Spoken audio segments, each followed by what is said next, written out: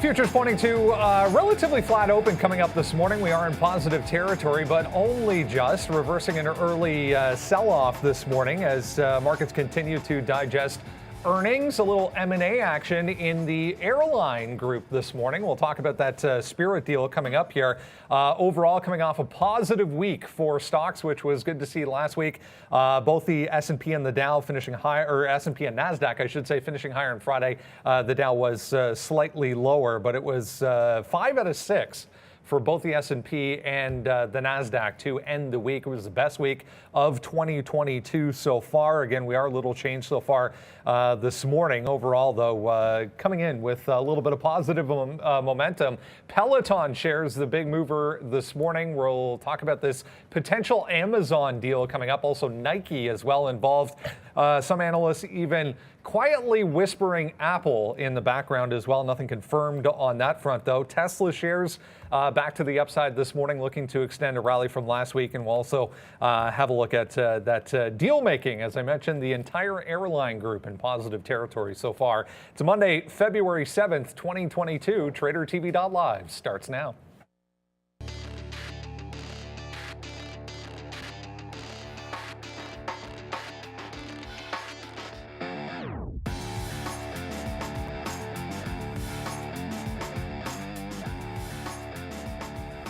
There we go. Look at, as I mentioned, positive numbers. Good to see to start off a brand new week here. 0.23 for the S&P, 0.35 there.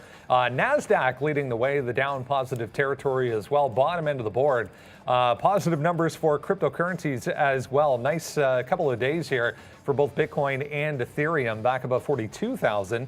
Trying to hold even higher than that at this point. Ethereum up 4% as well.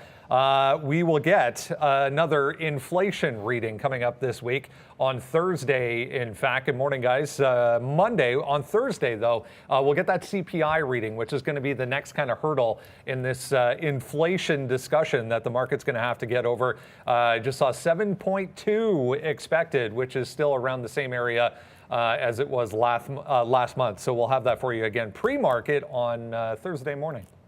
Yeah, I mean, nothing's changed. I mean, every single week we're going to get more data. Maybe it's not as much earnings. We get a few names this week, but like you said, inflation's going to be back on tap. There's a heck of a lot going on here today. And of course, we're not going to forget about what was the most volatile name last week, historical volatility in Snapchat. And they're going to be in the news again a little bit here. But Peloton, news just coming across the wire on Funware as well. So already a pretty active start to the morning.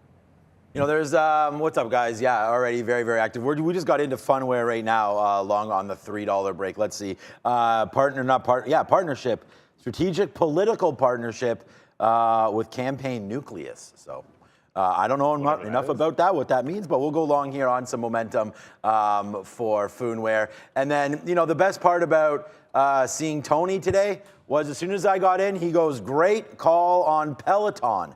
And yeah, it was not bad. We'll see where it goes from here. But we did talk about this, the day that they got crushed, just a couple weeks ago. We talked about it right here live on the show. I mentioned Nike. I also mentioned Apple, but never thought about Amazon here for the buyout. So if you sort of tailed that idea, and again, Peloton's well down from any sort of significant level. But let's see where this deal possibly gets talked about. It will happen, I'm sure of it, at some point. But we're gonna have to wait for that. So hopefully you guys are able to make a little bit of cash on some of those ideas. And I want to give a big thank you to Tony for acknowledging that. So shout out to Tony, always a good guy there. We're long all the P's today. The triple P's, man. We got Palantir long. We've got Peloton long, and we've got Funware long.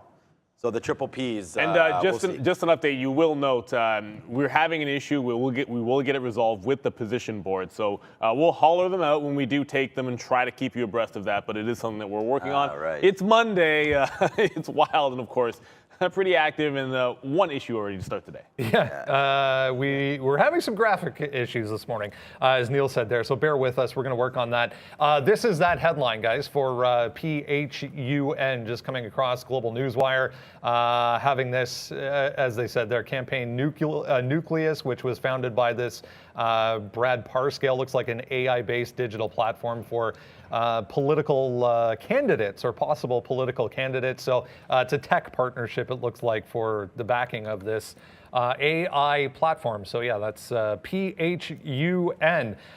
Miss V is still off on vacation for this week. She will be back with us in the building next week if all goes well. We wish her well and hope she's enjoying her vacation. So let's jump right into everything we need to know this morning, heading towards the open. Under an hour to go here before we get things back open for a brand new week, guys. We might as well talk about this Peloton story. It was late on Friday. The initial report suggested that Amazon was already working on a potential offer, I guess. Financial Times then came out after that and said Nike is also in preliminary, I guess, due diligence, trying to come up with a deal possibly for Peloton as well. And then I read this morning, as I put on the note there for everyone, if you haven't done so already, grab the watch list, guys. A couple of analysts kind of whispering Apple in the background as well when it comes to Peloton. Well, some of that makes sense. Some of it, I'm not sure it does. Amazon, when you think about Amazon specifically, okay, subscriber business, you can bundle that into Prime. Amazon has the distribution. Amazon obviously, Amazon has the cash. Any of those companies are going to have the cash with this kind of valuation. It tends to make a lot of sense in that regard. Nike, on the other hand, I don't know, because they've never really been too involved in any kind of when it comes to devices and whatnot, this is a pretty big price tag, pricey device, and not even a device. It's also manufacturing that they haven't really done. I get it, the branding, but I tend to think that Apple and Amazon make more sense, and especially Amazon. Either way, we're going to be talking about Peloton stock here, right? This has everything to do with how cheap they've gotten and pretty much nothing else. This discussion doesn't take place if the stock is at $100. It's because the valuation's down under $10 billion that it becomes interesting, because it's okay, well, you get the brand, you get the sum of the parts here, and then there's a potential something. And actually, just the one that actually makes sense that I have not heard is, why wouldn't they just partner with Garmin? That actually makes a ton of sense, right? If anyone knows anything about Garmin, they make those watches, triathletes and whatever use them. That's a fitness ecosystem that would make a ton of sense for them here, but I suppose Garmin maybe, who knows, maybe they just wouldn't be interested. But either way, you're going to get some decent price action here this morning. By decent, I mean we're already going absolutely ham. There's a few levels to look at that are obvious, $30 is a round number, pre-market lows here. I think it might find a little bit of support. Other than that, let's be honest. This is pure speculation. We don't know if it's going to be affirmed yet. Even if some kind of deal were to go through, it's hard to price it. You look at the average since they got shellacked, and it's probably sitting around the 40 to 45 range. So your premium's likely to be on top of that, in my guess. So you're probably talking something at least in the 50 to 55 range. I'm guessing here. Of course, but at the end of the day, we're going to be here to trade the price action. I think some people will be eager to take profits on this, especially if there are any of these triple bottoms here at 24.25, and that's why you might get a little bit of selling going into the open. But yeah, it's one thing to monitor, and of course, now we have to listen to headlines, right? If at any particular moment, something could come across the wire that there's more constructive deal talks, and then you get some crazy price action. So it's one of those names you want to be in and out of pretty quickly, speculating anyways. And at least if nothing comes of this, it's made a bottom around $24. So at least the long has some kind of cover, whereas the short, who knows? They could halt the stock and there could be an announcement. Next thing you know, you're up 30%. Yeah, we're going to hit this because it was a good idea, man, and I just hope that a lot of you had that. We talked about Nike a hell of a long time ago, and it's just putting that little swoosh on all of their stuff, and I think it works. I think Amazon works. I think Garmin works. I think everything works. Google works. Whoever wants to buy them works. Peloton has, an incredible bike by all testing. Everyone knows that. They have the subscription model, a couple million people there as well. I like Peloton. We've talked about this as a buyout numerous times, even before, obviously, this was even discussed. So I think we're doing pretty good here with it. It's falling back down. We are obviously waiting for this 30 level here. We thought we would take it early. We do know that the position board isn't working. Lucas is working on that one, and then we'll get that up and running soon. But for right now, we are long. You can see we started the long here. We got some 3250s and some 33s. There's not really much to do. It's just about waiting for it to open up. You know, we're not going to take any big positions until we see what the market wants to do.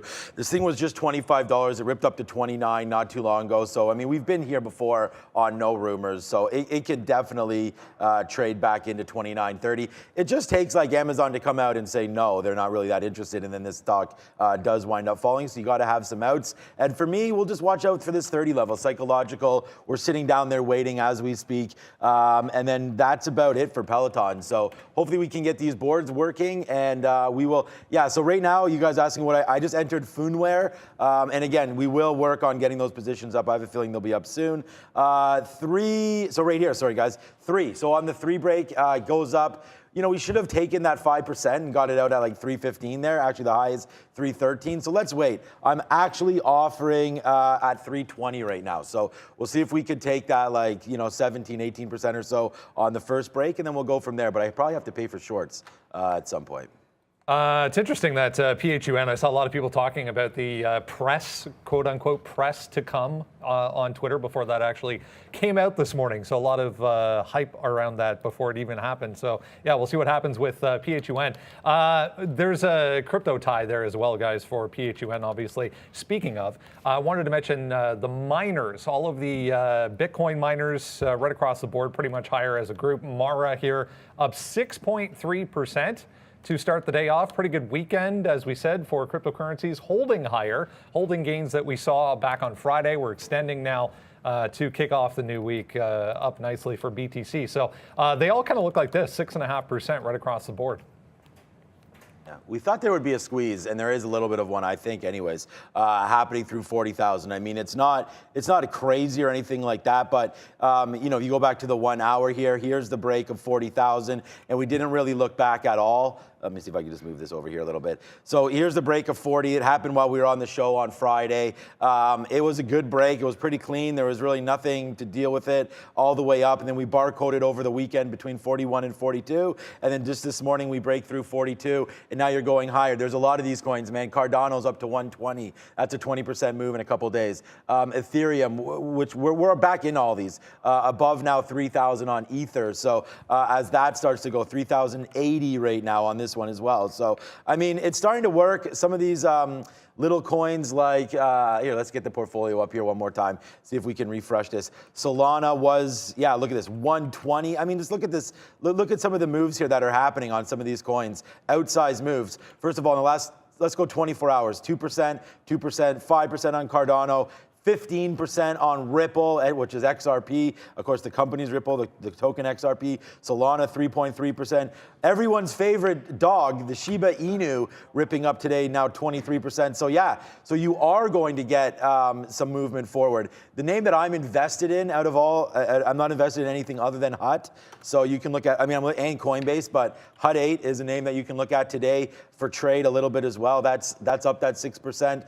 I don't really like to trade these. I find to stay with some of the tech names and things like that, but I've been buying some HUT 8 as well as some of these coins on any dip. So hey, I think crypto is going to be here to stay for a while anyways. It's going to have its ebbs and flows, but the problem with getting out of crypto is when to get back in. So that's why I think you just should be invested into a comfortable amount right now, have some left, some powder for a move down, and then even have some powder for a move up. It might be explosive through 50, and if you're not properly weighted, you might want to get some at that point as well. But hey, I think it's been a nice rebound for crypto, needless to say. Yeah, and just on the point of Mara in particular, because when Brendan brought that one up, yeah, it's up 6%, but you're sort of looking at the breakout that just happened. Can quickly show you, Sean was just showing you the chart, same thing. A little bit of a breakout, it happens in Bitcoin here, but then you go over to Mara and look at it right into last week's like double top resistance at 25.3, and that's kind of the thing. Like you can already you can be running into a resistance level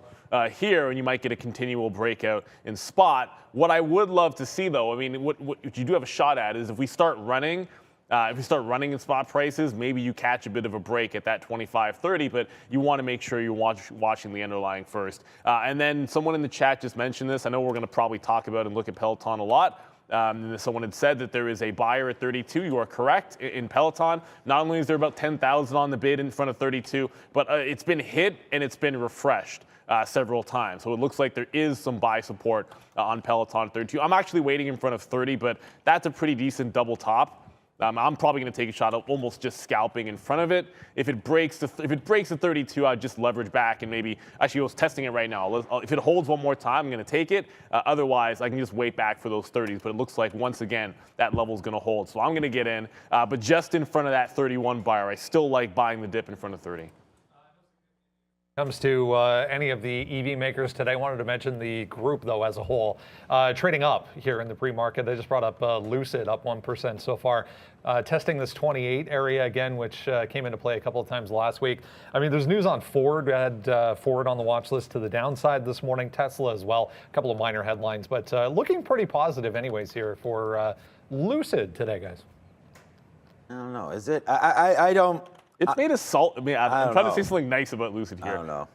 I feel like, yeah, go. I mean, I don't know. I just feel like I haven't looked at it in a while, and that's why, like, when I looked at it now and just Brendan mentioning it, I'm still not. You can't be really too happy with 27 bucks. I mean, most of the volume and, you know, a lot of the trading was here, $36 to $38. There was this little range here. It's holding. I mean, is it holding up? I guess so. I mean, we don't want it to see 20, but I mean, considering the move that's happened in Ford, like if you look at Ford versus Lucid, I would just buy Ford at this point. I mean, it's a very similar move to the downside where you had a lot of trading at 19, and we'll show that on Ford in a minute. But Lucid with a drop down, and if there's really going to be no news with this name, I still think you got to get above 30 before it gets interesting again as far as a hold and a buy. But I mean, it's always a mover and a shaker, so I mean, can't say anything wrong about trading Lucid here. Where's the 20-minute chart?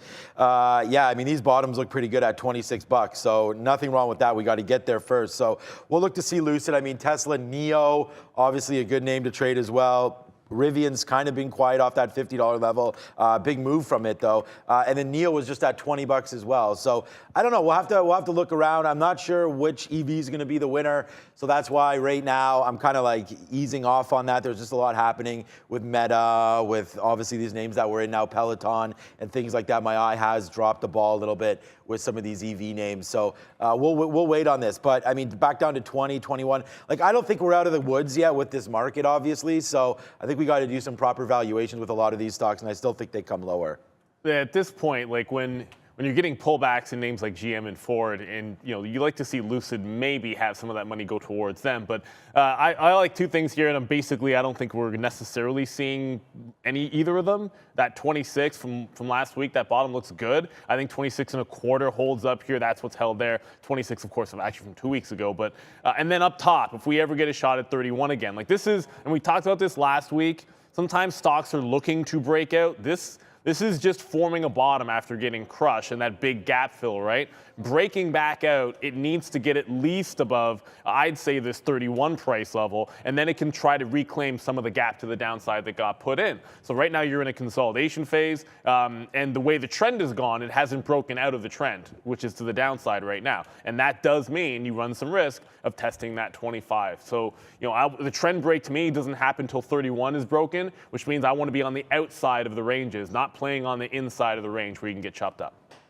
A little bit of earnings to discuss this morning. Not a huge move here, but we're at, I was just confirming, yeah, all-time highs.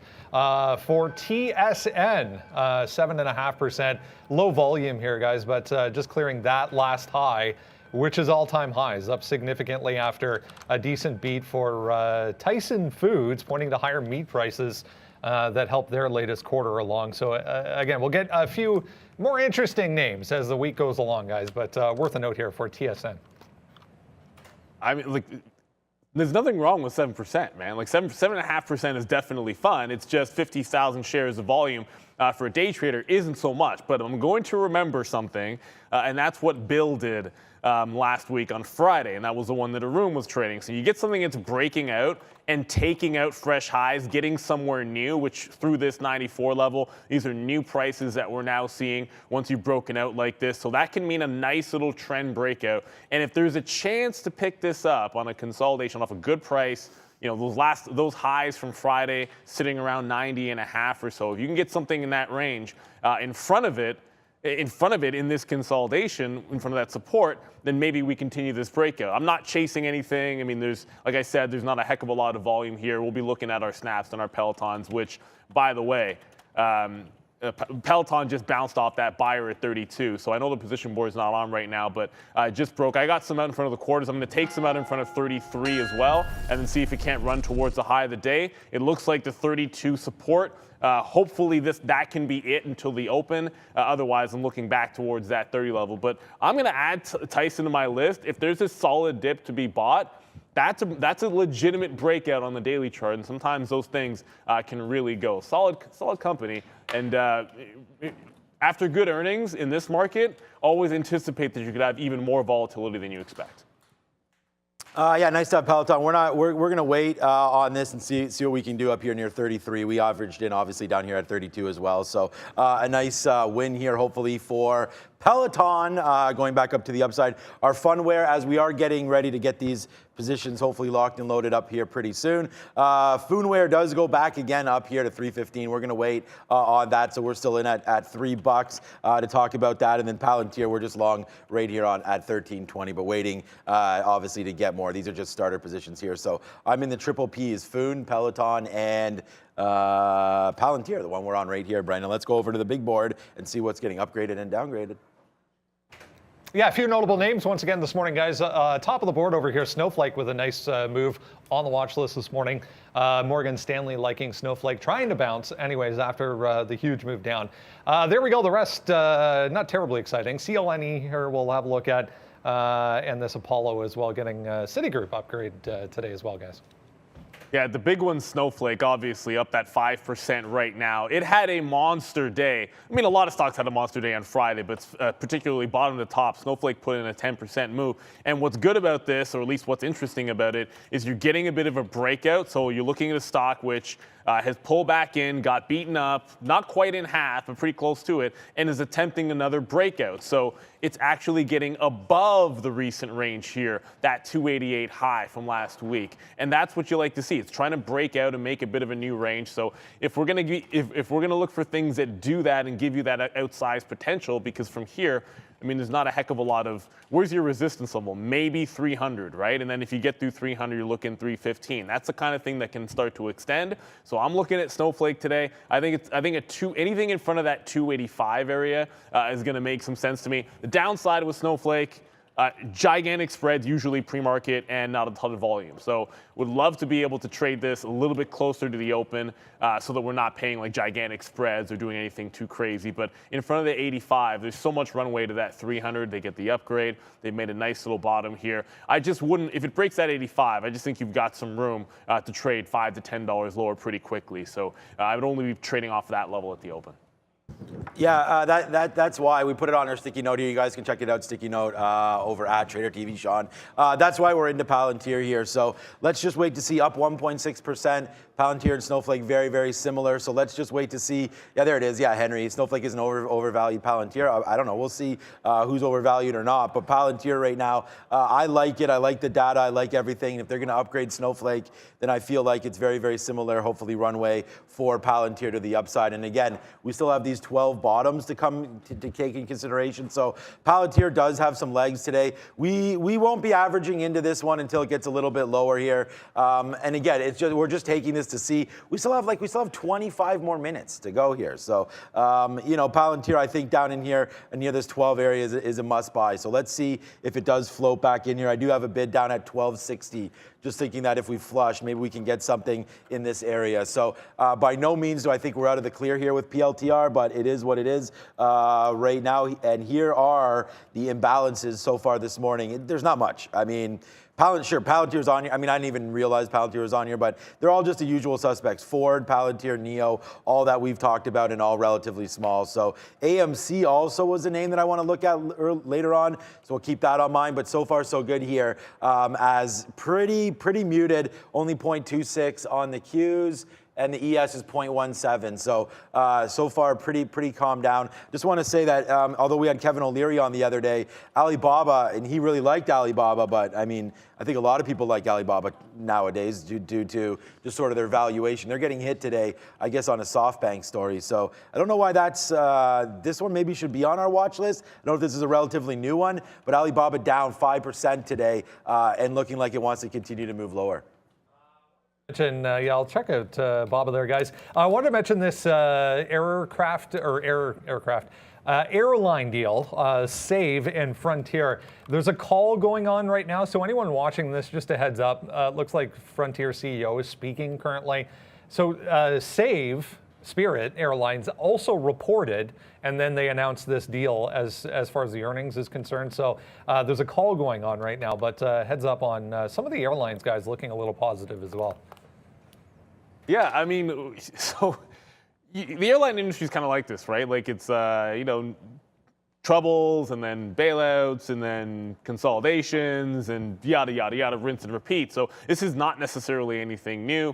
It is, if you're watching these, of course, it is primarily a stock deal. I'm talking about the Save specifically. So I don't know how volatile it's going to be, but the cash portion is only $2. So that's a very, very small amount. So you really are going to want to watch ULCC if you end up trading the pair of these names. They're likely to move in lockstep here. And then you're getting some, it's just basically sympathy rallies across the board here, whether you look at a Delta, loading up here, just up 1%, actually giving some back and on very, very light pre-market volume. So the reopen story is going to be a little bit of a play here. Of course, we know energy costs have been going through the roof as well. I tend to think usually things like this get sold off, like the sympathy play might get sold off going into the open. And maybe you look at like a Delta 40 level as maybe like a support level. I just think there could be a chance in Save that if there's too exuberant of a move, that might be able to be faded. But if it was more cash in the deal, I'd be more inclined to make those trades where it's like, oh, if it gets to this price on day one, I'm usually looking to sell it off. Because it's basically almost all stock in that merger, I don't know if that play is going to be there today. So we'll be having a look at them. I just think there's going to be a lot of things a little bit more exciting to watch, like talking about your Snowflakes and your Palantirs. I mean, we're not even looking at the EVs that much, but you know, with Facebook and Snapchat, Peloton here, there's just so much to watch. And I'm also looking at Zila today, which is getting close to that $1 mark. Yeah, Alibaba filed a billion additional shares, so that's obviously going to hit them and what Citigroup thinks is a possible SoftBank exit strategy here. So SoftBank is exiting before the report, which I believe is tomorrow on Alibaba. That's not going to be a good sign here, but who knows? Alibaba today down. I think it's an opportunity to buy some of these shares as Alibaba continues to make moves to the downside. I'm going to be sitting like around this 112 area to see what happens near 110. So I mean, this is dipping down pretty good here. Alibaba listing 1 billion more shares. A lot of cash. So we'll wait to see here. But 112, 113 here for Alibaba. We could get some support as this is a falling knife here today. And by the way, there goes. And we're still not out of anything here. But here goes Peloton, just bouncing around 32.50. So watch out to see what happens here with Peloton. But Alibaba is going to be interesting today in what was a good print for tech right now. I mean, pretty much every tech stock is doing well here. So Alibaba to the downside. Look to pick up some value maybe if it does spike much lower than this. That offering, guys, was actually Friday. We were talking about that ADS offering on Friday. The speculation of SoftBank trimming their stake in Alibaba. Can we show that? Thank you. There we go. That was back at 7:30 this morning, so that seemed to cause that initial move to the downside. But yeah, billion more ADS. We talked about that on Friday a little bit for Alibaba. But yeah, move to the downside. Further move, I guess I should say, to the downside for Alibaba. Let's get a check, if we can, on the overall market here. We'll bring Arun in and get his take on what to expect for a brand new week. Arun, what are you looking at today? I mean, we are moving, but we're kind of stuck within the bounds. As you can see this chart, we're kind of working this range here for the last few days. So I think I'm still going to work the areas that we've been looking at. 46.20 up top, 45.80 going up to 46.20 allows for a short there. And then the bottom end, we've got 44.35 down through 43.95. That's the majors. We've kind of developed a multi-day area that we can potentially kind of play inside of. It looks like 45.65 is going to do well. So maybe anything north of 45.25 going up to 45.65. But I need to wait for a setup here. If I can get the proper setup, I can try to play inside this little smaller zone with the 44.65 being the bottom. So the wider range is obviously about 200 points. Smaller range looks like it's going to be about 100 points. But keep in mind, though, we are playing inside of another range. So the risk on any trade has to be proper. It has to be done well. It has to be more than 1-to-1. So if you were to go for a short north of 44 or 45.25, you got to have the space downside to actually take that trade. So I'm looking for setup. You can see the zone that I've marked off here. Going up to 45.65, that's the area for potential shorts. And I think if we can get down to maybe 44.85, 44.80, there could be a long setup down there as well, but we are playing within a wider range. So temper your expectations. Markets are somewhat flat, 0.3 on the NASDAQ, 0.22 on the S&P. So maybe a sideways day. A good thing though, because this could set up a nice move when it does finally break out. So ideal for a market to figure itself out, and then we can get going. And when we do get going, I think you got to look at that 46.20, right? That's a big one. If we can get through that, I think we can really open up to the upside. Thanks, Arun. We'll check back in again tomorrow morning, guys. Let's jump into what else is moving around here in the pre-market. If you're looking for the watch list, that is the link. We'll have it for you in the chat there. Absolutely free every morning before we come on at 8:30. Just seeing Peloton breaking back down here to the downside a little bit through 32 once again, still 30% again if you missed it. Amazon said to be interested. Nike said to be interested. A few people even whispering about Apple said to be interested as well. We do, no, Neil's not short, but that's fine. Let me just see. I'll buy something here on Peloton just to see. I just bought just for shits and giggles. Okay, so it looks like it might be working there.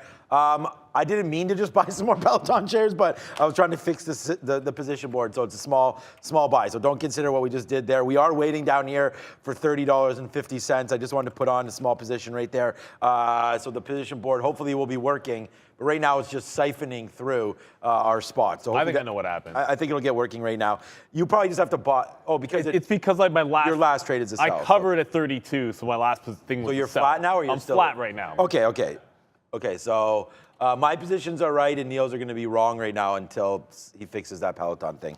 But probably will fix up next time you get into something. I think it will fix. But there's our positions. Okay. So thank you to Lucas, to Juan, to Maggie, to everybody who was helping us get the position board working. And you can see now, not the killer bees, we're in the killer peas today. Peloton, Palantir, and Funware.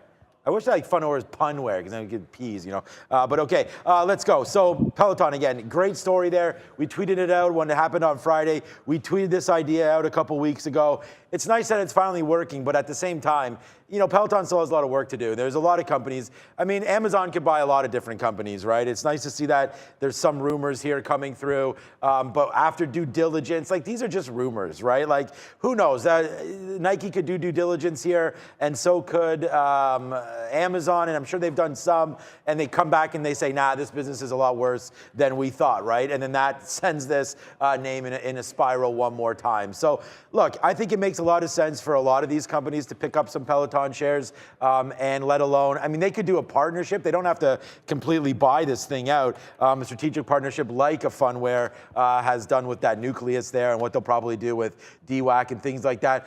Peloton's market cap is sub $8 billion. So, I mean, it's like Microsoft just pays $69 billion for ATVI. Fine, not that they're the same, not even close to the same thing, but a lot of these guys have cash. And not only that, they can do it in stock. They can do it in anything. Amazon can raise $8 billion in a blink of an eye if they need to. Obviously, so can Microsoft. So I think that as far as a value-wise, this makes a lot of sense. Would they have to pay $8 billion? No. You know, maybe this gets even done at $40, you know, and they pay like 11 or 12 billion or whatever that price would be at that level. So let's wait to see what happens with Peloton here. For today, it's 10 million shares.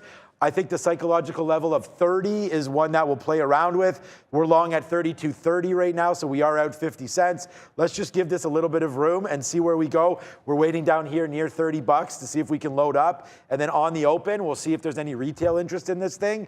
And hopefully we'll fly from there. But you know, your guess is as good as mine, and I'm going to try to buy Peloton until it breaks 30. Yeah, I mean, that's the level to watch. It's just that's what makes sense. And with this valuation being so low, like I said, I think people are probably going to see that floor that's put in and find some security potentially in buying some of these dips. Now, there wasn't a crazy action in any of those companies, I guess, rumored to be acquiring them. Like when you look at Nike, it's not as if. And again, like remember, we don't know. If something happens, who knows who it's going to be in. But like nothing's really happening in any of the other names, which makes a heck of a lot of sense. Nike itself, basically flat on the session, not doing a ton of volume here, and I don't think is going to be affected too much by this. But right in front of the 30 level, that's where I'm going to be on that bid. Snowflake, of course, just actually broke out the high of the day. I'm still going to wait for 86s on Snowflake. Be very, very patient with that one. I only want it in front of the bid. And people are talking, Neil's not. Oh yeah. Short. So guys, I'm not. So you're in and out for flat, basically net wise, right? You took a shot, got out. Yeah, I'll show you guys. Just show the trade. All that happened. I took the 32 long in front of this buyer here, took some out for profit, then got the rest out when it broke 32 for a hit. So I'm basically flat, but I also position-wise flat. It's likely that once I take a position in Peloton or maybe any other one, that it'll correct. But the last thing I did was sell, and that's when we got it fixed, so it thinks I'm short. As we had a little graphic issue this morning, so we're working through that and trying to get it back to where it should be. Let's go on to Tesla here. Nice look in the pre-market, up again. It was about 1% at one point, back to 915, which was that high from Friday. Nice bounce back on Friday, all the way back above 900, and then up to 935. Really tight consolidation here, guys, just below 1,000 on the daily chart starting to form. They said in an SEC filing on Friday, basically, their Bitcoin position is currently worth about $2 billion. And they took a $101 million impairment loss in the current quarter due to fluctuation in prices. There was a couple of SEC subpoena announcements in that filing back on Friday as well. Nothing major, but nicely positive anyways for Tesla. Yeah, Tesla, look, Tesla's been really strong recently, especially ever since it got below 800 for like 5 or 10 seconds or so, or however long that was on the 28th. I suppose it was maybe like a minute or two, but it's been super strong since then. But like we said last week, 950 is what Tesla has to get through. You're seeing it. It made a double top. You can already see that at 950. You had we'll call it the Powell top or whatever at 985, and since then, that's when it made that low. Next day was a 950 top. It's been respecting that ever since, and that's why I don't want to get trapped by this breakout. If you look at Friday's highs, Thursday's highs, now 950 is a level here on Tesla. It's been making lower highs. This wedge seems inevitable that we're going to get a potential break of 950, and then that takes you to the 880, the 980 to 985 top. So Tesla, $19 away from it. If it goes if it goes downside first, it's been making a series of higher lows on the way to this potential break if you go back to the 880 level. So I would be looking at something right around 900 where I tried it last time on any kind of a dip. For now, the market's relatively quiet, which means that it's probably a little bit safer. Some of these 930 plays or things off the open, of course, on Friday was a totally different story. Volatility was insane at 930, but I think we're a little bit more calm this morning. So Tesla off that 900 seems like it's solid consolidation, but 950 is your hard resistance. That's where the stock needs to break back out. Yeah, I think, 880. I think there's some good levels there. I'm going to look. Yeah, let's get that like button watch going up, guys. If we only have 5,000 watching, apparently, thank you, Mike P, right there in the chat for the likes call. So let's get that going. One more week, and Ms. V will be in the building, and then we'll see about that. As I've seen a couple pictures, she's having a great time there in Moscow. So what's up to Ms. V there? Okay, so I like Rivian right now. I think we still have to pay for shorts. Let me throw out 100 shares quickly. Yeah, we don't even have 100 shares. So we'll wait for this. $64 looks to be an interesting level. I mean, we've called the short on Peloton, on Peloton too, as we're long. But Rivian right here, we've called this short and taken this quite a few times here through some of these levels. So I don't mind trying it one more time. If we get back up to like a buck up from here, 62.50, 63, something like that. It's been just hovering around here Thursday, Friday of last week. Bottom 59, top 63. So again, you're in a range, just like Brendan was saying there, and Neil about Tesla, in sort of a range right now. I think you see the same thing here for Rivian. So I just know that Rivian can fall like crazy, right? Amazon takes the big win on their books on Friday with Rivian, but we'll see here. That bottom of 50 still is amazing to me, that we bottomed out at 50 and then 2 days later we touched 70. So what a big move upside for Rivian. So let's just wait to see. This is not the environment for companies that don't make money and let alone don't make real products yet. So, investors having to pay more to wait now for Rivian. And I don't like that setup. I am scared, obviously, of the short, but at the same time, I think that it goes down. So let's just watch out for this one, but I don't want to short it till 62, either 62.50, which is a little spicy level, but let's wait until 64 before we really act on that. So 63 to 64, good shorting areas for Rivian, I think. I was just seeing some people talking about oil here. Yeah, almost back to positive once again for oil. So it was lower pre-market, but already rallying. Once again, we got to 7-year highs back on Friday for crude. Let's go to Snapchat. Big mover on Friday, 2 days in a row. In fact, for Snap back to the upside, trying to hold some key levels here. Nothing new as far as news, really. There was a minor announcement regarding augmented reality features that they're going to start implementing. But Snap, guys, trying to hold, as I said, 38. Yeah, so Snapchat moved a little bit. I don't know anybody that noticed that, but yeah, volatility, I'm expecting to still be there. I can't see any way that it's not going to be active today, just given how crazy things were. And if you were watching on Friday, $34, you're probably going to remember that off the open twice. Getting to that level and bouncing back between 37, giving like 10% moves back and forth twice off the open before eventually breaking out. That breakout occurred at a key 38 level, post-market highs, morning highs, breaking and sustaining. So 38's key. If this breaks 38, I'm going short through the 38 even on Snapchat.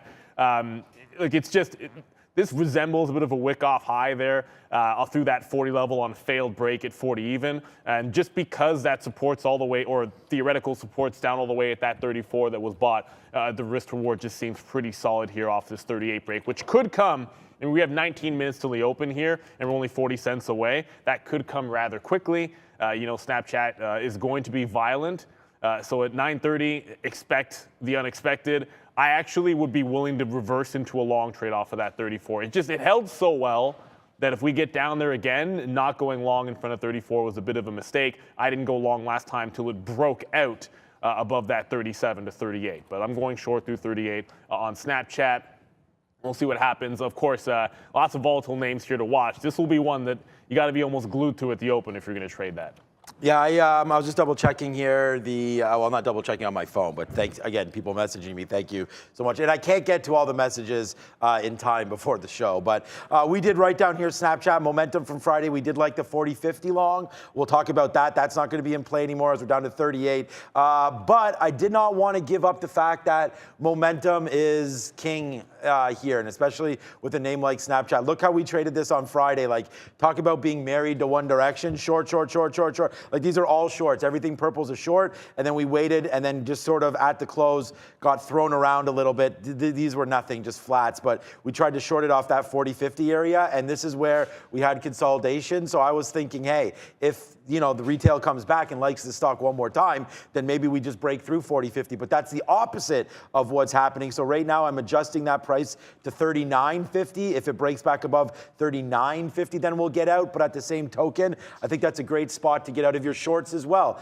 I'm with Neil. I was only looking short on Friday. There was that, I think it was 37, I think was the big level, Neil, or what you said 38. There was a few, anyways, every dollar. Off the open, 37 was key, but then the second break, 38 was also big, but then the aftermarket, 38 was big. Yeah, so I like 38 for right now, though. Yeah, so unfortunately, my trading on Friday is not going to show you too many key levels because it was so hectic. But right now, this is the 38 that we're talking about. Some consolidation rate there. I don't mind a breakdown of $38 at all. I'm going to let Snapchat open up a little bit before getting into position because I'm already in 3 positions right now, as you can see. So I like a 39.50 break, honestly. And if that breaks, that'll be my first trade. It'll be a long, and then I'm going to assess the trade from there. Snapchat's super violent. You might not think that it is, but I mean, this thing can move $1 in a couple seconds, like we saw on Friday. So we're definitely, and here's my trading all the day before too. Short, short, short, short, short. That's obviously the Facebook day, and then a monster move up. So let's just check out Meta quickly.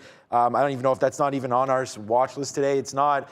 It's moving 400,000 shares, not as crazy of a morning as we thought that maybe it would be. I'm still bidding right now, Meta, down here at this 237. It's getting very, very close to getting into that. And then we have to wait for this 235. So we'll take a long at 237, wait for 235 to break, but that's just my play on Meta right here. For some reason, my trade's not showing up here on Friday, but we did have a couple good ones. So let's wait to see if we can buy 237s, which was the bottom on Friday here for Meta.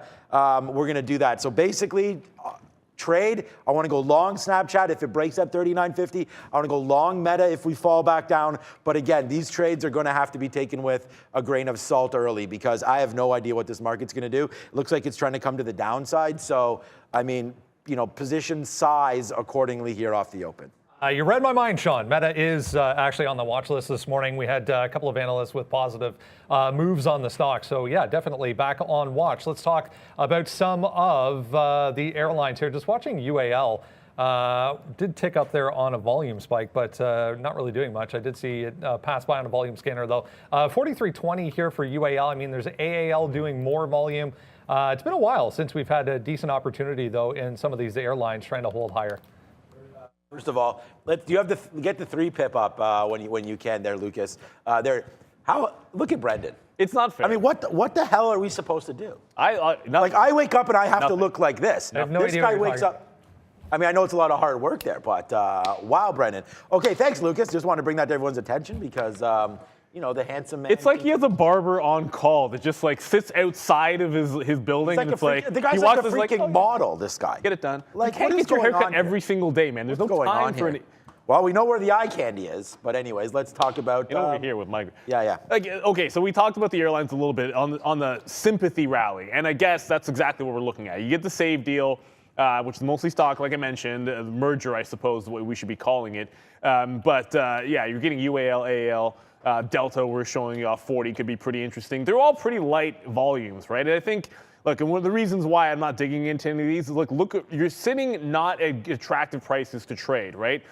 We looked at 40 on Delta, but if you're looking at UAL, you're watching a 42 level. Even then, that's pretty choppy. I would love to be able to play a 45. Like in a UAL, when I looked at this chart, it was like, okay, well, if we were shooting up on a sympathy rally into a high like this at 45, one that I shorted successfully before, then I'd be looking to trade it. But until we get to those prices, you just got to be willing to sit these ones out.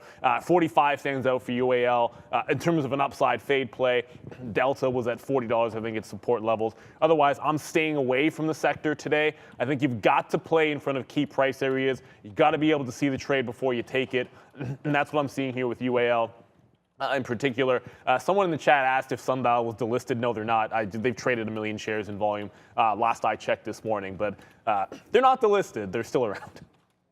Okay, so we do have a little bit of a problem here because, we have short nothing right now. So we'll go at tradertv.live. We're just putting this tweet out right now. You can see everything on my board is all longs. We just got a brand new position. So we'll see if this is going to be a good idea. But I'm not sure. So we'll see here. Long Facebook right now, long at 237. It just came right in. Just like, oops, that's sorry. It's not even showing my 1 minute. There it is. Long that 237 off this bottom. So again, we're seeing if we're going to hold this. We'll see about a spike to the upside, like 238.50, something like that, off the open, to take a little bit of an advantage of this. I'm going to put an order there right now if we're lucky enough to get it. And again, like all of these positions that I'm in, besides Peloton, because I've taken 2 fills on that.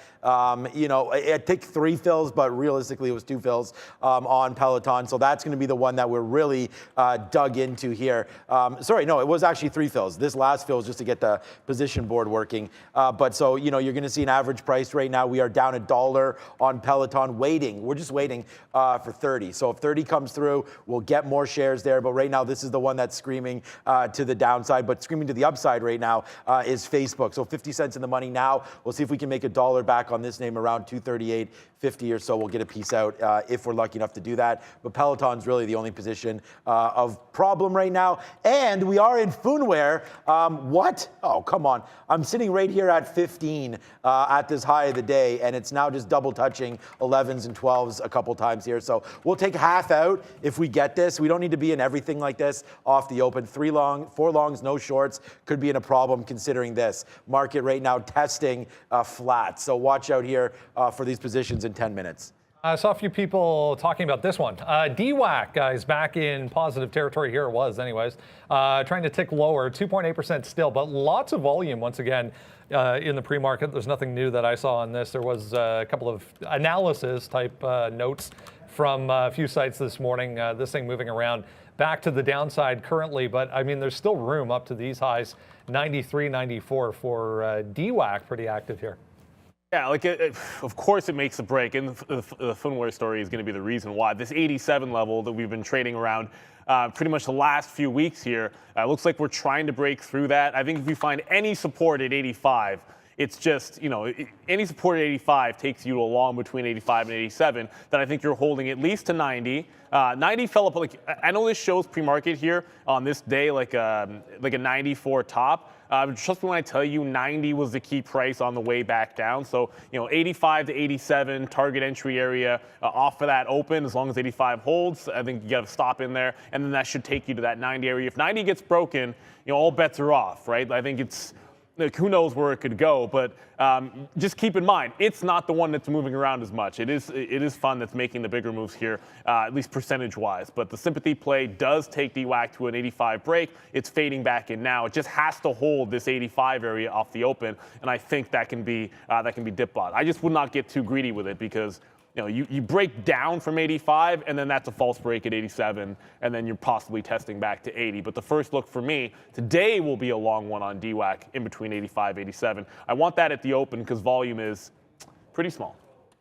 Yeah, we're going to, so hopefully Facebook's starting to run a little bit here. We're still long, so we talked about DWAC, we kind of talked about fun a little bit here. So we're into this name as well, new deal with Nucleus, some political deal coming through off the open about 8 a.m. or so. You see some nice volume spikes happening. It was like, I guess it was around 8:30. Nice volume spikes. That takes us to $3. So again, it's just bouncing around here. This is really high considering where we've been on this stock, but I thought the news, and again, you know, some of the rhetoric coming from this company, coming from DWAC, so on and so forth. We do have, of course, the launch was pushed back, right? It was Feb 21, I believe. That's been pushed back now. So and we're talking about the Truth Social. That should rally a lot of these names through. But, you know, you got to notice that these wick highs have been 330, 340, things like that. If we're lucky enough to get a $4 print on this name, I think that's worth taking. So shout out to everybody here. Shout out to you too, Ahmed. What's up? I'm just looking at some of the chats here. I don't suggest doing this,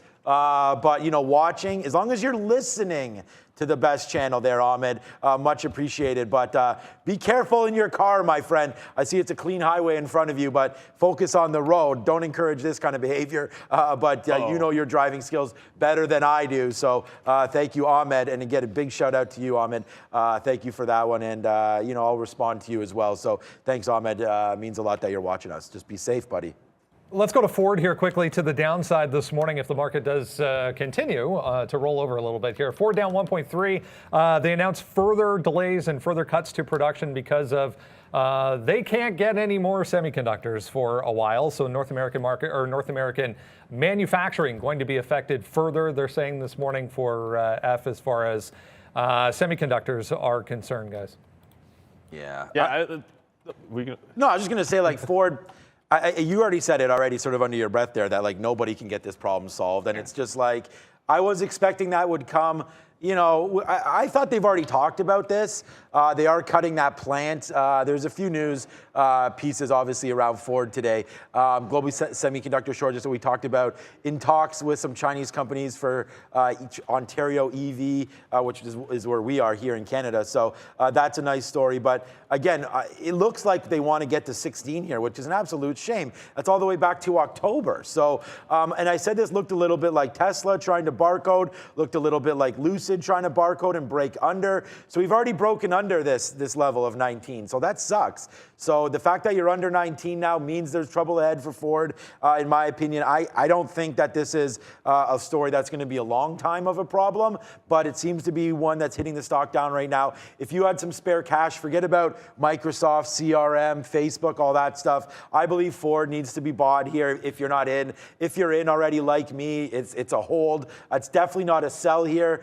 And, you know, maybe until it settles down, maybe it's not a buy. But, I mean, if you're going to start picking up names near 200 period moving averages and you think that that's a good little value spot, and let's go Facebook right now. We'll do slap aside a little bit here. As Facebook, we're going to get our dollar on this move, it looks like right here. So that's an in on Facebook at the bottom of 237. That's on the sticky note as well. So there it is right there, right up to VWAP. We could probably take it out. Maybe we should. But let's just go back to Ford quickly, and I'll pass it off to Neil on this one. But it's well below its daily levels here. On a 20-minute, there's really nothing. You can choose to defend 1750 or not. I'm going to let this one settle down, like I keep saying, and then hopefully we can find a level early on and punch our ticket long. But for right now, Ford is a broken stock. It's well below that 19. So for me, it's a hold, and we just hold out, hope that we can get out of this Ford Facebook position at some point. Yeah, you said it's 1750, so probably no need to go over. There was a bit of a double bottom on Friday at 1750. So if there's size at the open off of it, it can be worth that bounce play.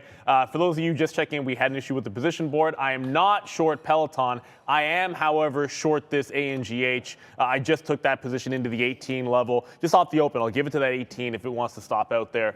And Peloton on bidding in front of 30. I'm not short Peloton, guys. Wow.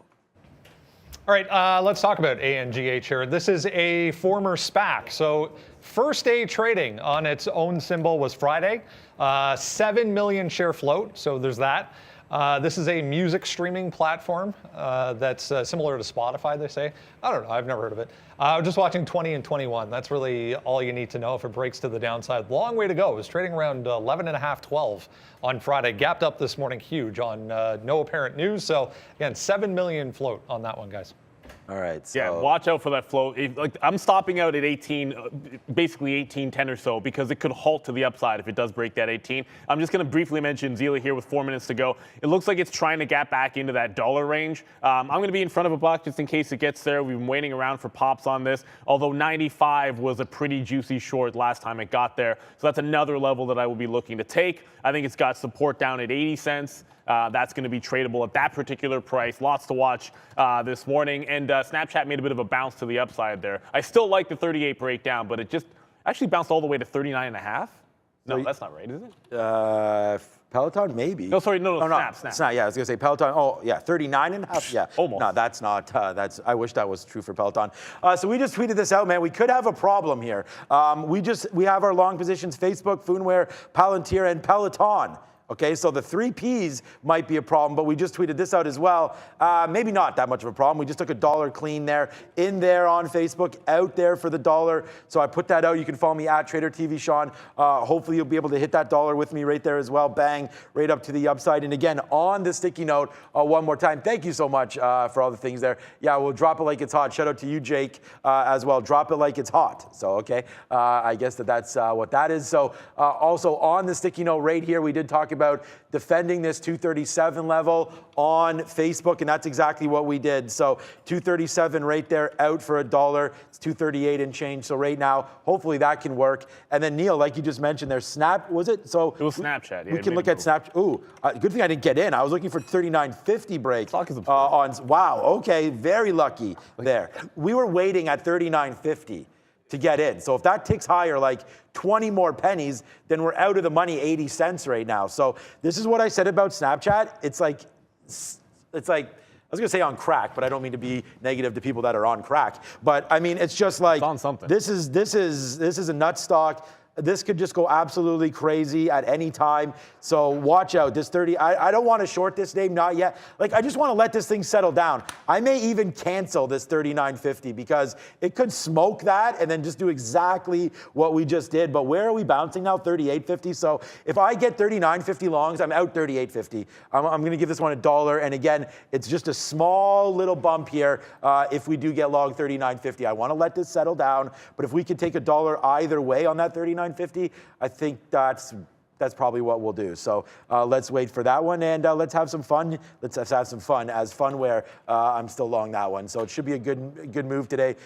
People saying AMD dumping a little bit? Remember, the market here is teetering on flat. So yeah, that is a little bit of an AMD dump from 125 down to 123 and change. Watch out, man. You might be able to get some of these crazy moves here early. If AMD goes down to like 120, 121, that's a buy. That's $2 from here. Yeah, and just quickly, someone asking about the imbalances. I know Sean shorted earlier. There's still nothing incredibly exciting here. I mean, you know, AT&T $500,000 forward, only $250,000 to sell. Palantir $250,000 to buy. Alibaba $200,000 to sell. That's another one, by the way. Baba, with that news story, down pretty much exactly 5%. I think this one is going to bear watching off the open. If you go back to this breakout price very quickly under a minute ago, this 117.25 was a previous break. That's where I'm looking for any kind of a resistance to be able to short the pop in front of Alibaba. But you don't want this screaming against you off of the open here. So watch out, Bob. I like the 117. ANGH, I'll try to take a buck if it takes out 17 here off of the open. I turn around, and I think it's Tim is going to be on the bell, new member of our team there. So excited for that. The only position I am in is ANGH short. I am not short on Peloton. Hopefully we get that resolved. Maybe next position I take in Peloton probably is going to correct it. That's my guess. But just 15 seconds to the open. It's Monday. We got a lot to look at. Be careful with your snap trades at 9:30. You know, that stock was insane, going like $3 at a time back and forth. But let's drop it. 5, 4, 3, 2, and ring it. Thank you, Tim. Okay, yeah, about that. Let's just wait to see what happens here as we're watching Peloton. That's our most spicy position by far here, so we'll see what happens here with Peloton. We do expect to get some action down here near 30. So here it comes. It's just bouncing around 31, 31.25 here for Peloton. So right now, the market is taking that dump down. Look at the NASDAQ making a move down. So any of the shorts will print right now. So be very, very careful where your market's going. AGHN, go ahead. AGHN just broke towards the pre-market lows here. So I got out some shares in front of that low. Going to try to hold the rest there, just short in front of 18. If it breaks the low, I think it could go absolutely crazy. But Snapchat, like we said, we wanted it to settle down a little bit. And that's kind of what's happening. I mean, it got to 39, then came right back to those pre-market lows. Only if it breaks the range do I want to take that short trade. It has to actually break the bottom, and then we'll get into it. It's not open yet. No, it's still not open, but that's what happened on Friday, right? It took a while to open up. Snowflake after the upgrade, no dip. I'm still only wanting it in front of 286. And then Tyson Foods was the other one. If it could have caught a bit of a dip, you're actually seeing that breakout here. Up 10%, Tyson Foods. And there goes Snowflake. It's up 7 as well. Yeah, okay, so we're waiting for Palantir to open up. It does, actually, Palantir goes down to $12.95 right there. But look at this market, man. The market is still tank city. So, yeah, you got to be, let's just try to be as careful as we can with some of these trades like we talked about it. Peloton, we are going to get rate average in near $30. The market, like we just said there, did start to go down, but now we're starting to rebound a little bit. So there might be some good value here to pick up. We did want to look at Microsoft near that 305 area. Got got pretty close there on that move down to 305.40. Where am I waiting? I have too many bids out right now. BABA as well on the downside. What's DWAC doing? DWAC, so I liked 85 to 87. This is it at the open, basically barely breaking 87. So there was no entry for me there. Just turn off of 90. That looks a little bit like a wick top through 90 even. If I can short out that level, I'm probably going to go ahead and do it. I still like that 85 for a little bit of support. So watch out DWAC. I have to check back in to see what Funware is doing. And then that ANGH, reason you take some out in front of the lows, it just held those pre-market lows. So I'm going to adjust my stop. I actually don't want to reload. This is a stock that, like I said before, could actually halt to the upside if it breaks that 18 level. And you could see that happen like rather quickly. So crazy, crazy mover there. As a matter of fact, as I'm adjusting my order, it just stopped out. Oh, give me long, give me long, give me long. I actually want a long in front of 18 if I can catch it here. Gimme, gimme, gimme, gimme. Oh, gimme. Can't get it. I'm not going to chase it up to 19, but you guys saw me get stopped out at 18, like 25 or so. I tried to get the long. It looks like it's halting to the upside like I was anticipating. I'm not sure I'm actually going to get any shares. I'm on the bid. Gimme, gimme, gimme at 91s. Yeah, it just went into the halt. So we anticipated that this one might halt if it broke the high. We did get out of the short there. I tried to grab a long, unable to do so. We'll let you guys know where it's going to open up. Of course, at a 5 or 10 minute halt, we'll see. We're going to watch Peloton here because we just got a little spicy and we took some shares there where we probably should not have. As Peloton right now back to 31. It just ripped to 32 and put us basically in the money there. And we didn't, I mean, basically we were in the money by 10 cents there on that move to the high side. But yeah, not working out. The NASDAQ is about to turn red. So as we stated earlier, we were a little bit anxious about the market here off the open, holding all these longs. Oh, and Snap. Yeah, now you're seeing Snapchat to the downside. And so is Peloton, Facebook right now as well. Watch out for that 235. We're coming into that level, which we like on Facebook. So yeah, this is getting to be pretty slippery right now as the NASDAQ just turned red. Yeah, I just got the 38 break on Snapchat. The first leg, always going to scalp some. Scalped it out there at 37.75. If I can reload it, it's probably between 38 and 38 and a quarter. DWAC also came in, so we got the retrace through like 90 even and picked up 89.25s, and then it just goes right back through 90. So end up being in and out rather quickly there. I want to hang on to Snap. I feel like this one is one that could really start to go here. We talked about that 38 level. This is what it looks like, right? That's your 38 all afternoon. So we could definitely see a test of 37 and then maybe back into those previous highs at 35. Those are the next two targets. So it either comes down to that 37 and hits my next target, or otherwise we're holding it back and testing those quarters. I was just mentioning DWAC on what looked like a bit of a failed break to the top. Through 90 the first time, I took the short, and guess what it did again? Another failed breakthrough. So once again, it makes that other break. I just got into Peloton for the long. I guess, it's not showing up. I am long Peloton 30.55. Yeah, here it comes. It's going to have it wrong all day for me. You're long though. Oh. Yeah, see, Maybe I think one more. Yeah, I don't know. Hopefully we can get that refreshed right now. Yeah, we're in Peloton as well. And we are actually averaging into Facebook as well right now as they're coming back down to that 235 level again. So we'll average into FB and see if that one can be a runner, as now the NASDAQ's starting to pick back up to the upside. So hopefully that will start to rally. We're long Facebook at 236.50. We just took a 236 bid. We're actually waiting down here at 235. I don't know. I went to 235.27. We're at 235.20. So we do miss that reload. That sucks. But here we go. Market's starting to make moves back up to the upside. What's up, Brendan? CRNC, Cerence Incorporated, reported as well this morning, pre-market. Big miss for them. Was all the way down here to 40. Huge volume just came in there, guys. Took this up about $5, but still big dump at the open there for CRNC. Right. We'll hit this one because we get the long Peloton. I know it's, now it's okay. It's working. Boom, awesome. I had to take some out there in front of 31, so it is now working. 30.55. I got in front of that 30 level. Took some profit on the way up here, but I think this can easily run back to the 32 price range. I haven't gotten into Funware, but that's back above $3, and we're still waiting for the reopen of that ANGH, which it's indicating a $20 open. So if it's a 5-minute halt, that'll give it one more minute, and it's indicating a 20 open. Levels up here, I mean, really not a heck of a lot, but I guess 22 could be pretty interesting there. Snapchat is starting to slow down a little bit to the short side as the market's bouncing. It got to 37.50. Next leg down, I was waiting for 37, just in case this one absolutely falls apart. You know this can be volatile for sure. Yeah, I don't have any DWAC shares, but that would have been a great break as that's still starting to go to the upside. I know I'd probably have to pay for shorts for that name again, but $91, $92 now for DWAC, up 8% and still climbing. So good mover here for DWAC. Some levels to discuss here. I mean, I just think every time we're at $92, you might as well say 95, and then you might as well say 100 as well. So DWAC starting to go again. Good moves. I mean, that top right there is 96. And then we got a top back in January of, 94. So watch out here. It may pull back off of some of those levels, but we're cooking with gas right now on Peloton, so let's go. We just took our first piece out right there, 4 flat on Peloton. So now let's let this make some moves to the upside, man.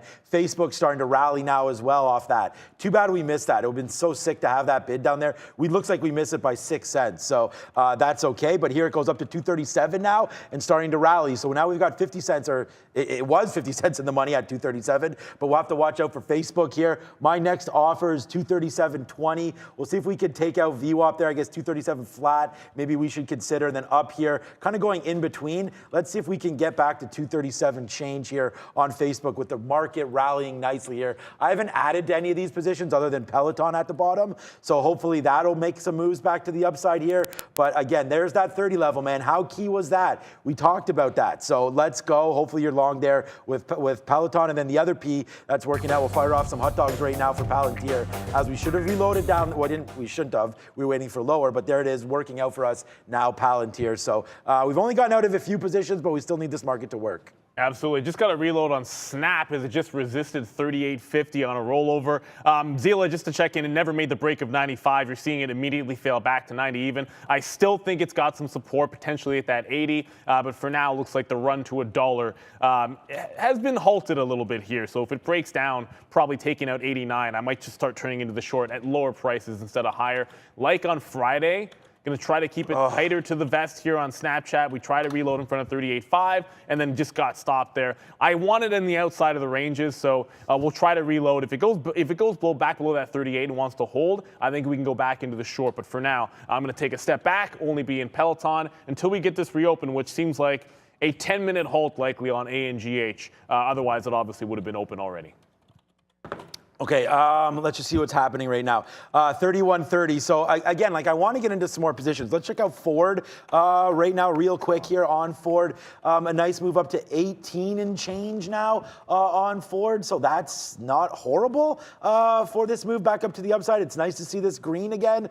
Ford, we did talk about some of the problems that they're having there with some of the batteries and the chip shortage and whatnot, but 1885 maybe. And again, some of these names are just well up right now. Do you believe in this market or not? I mean, that's really the question that you're going to have to ask, because right now we are starting to rally again to the high side. So watch out to see what happens right now with some Ford. And again, really, I think Microsoft, I should probably be buying on some of these dips, 306, 307. Oops, that's the wrong chart. Here it is for the 1 minute. Yeah, I mean, I'm still waiting down here if that can come through. I'm surprised Facebook isn't going a little bit more here, guys, off this move. And this is just wrong stock again. We thought Facebook would be good at these prices. It looks like it's trying, but it should have already been off. Like Facebook in this move, honestly, they're still negative, and we know they suck, man. I mean, anything else is probably rallying. So let's reevaluate some of our positions here, especially that one on Facebook. Brendan. A little shipper, CTRM, Castor Maritime off of earnings, I should say, in the pre-market as well. It was doing absolutely nothing, but just took off as soon as the market opened. So 20% here for CTRM. Tesla just broke the high. It's on the way to that 950 level. You know, that's a big one. Alibaba going the other way. I did want to try to short this on any kind of a pop. The actual open break was about 116. It's got to get above that price before I'd say that this is making a nice bottom.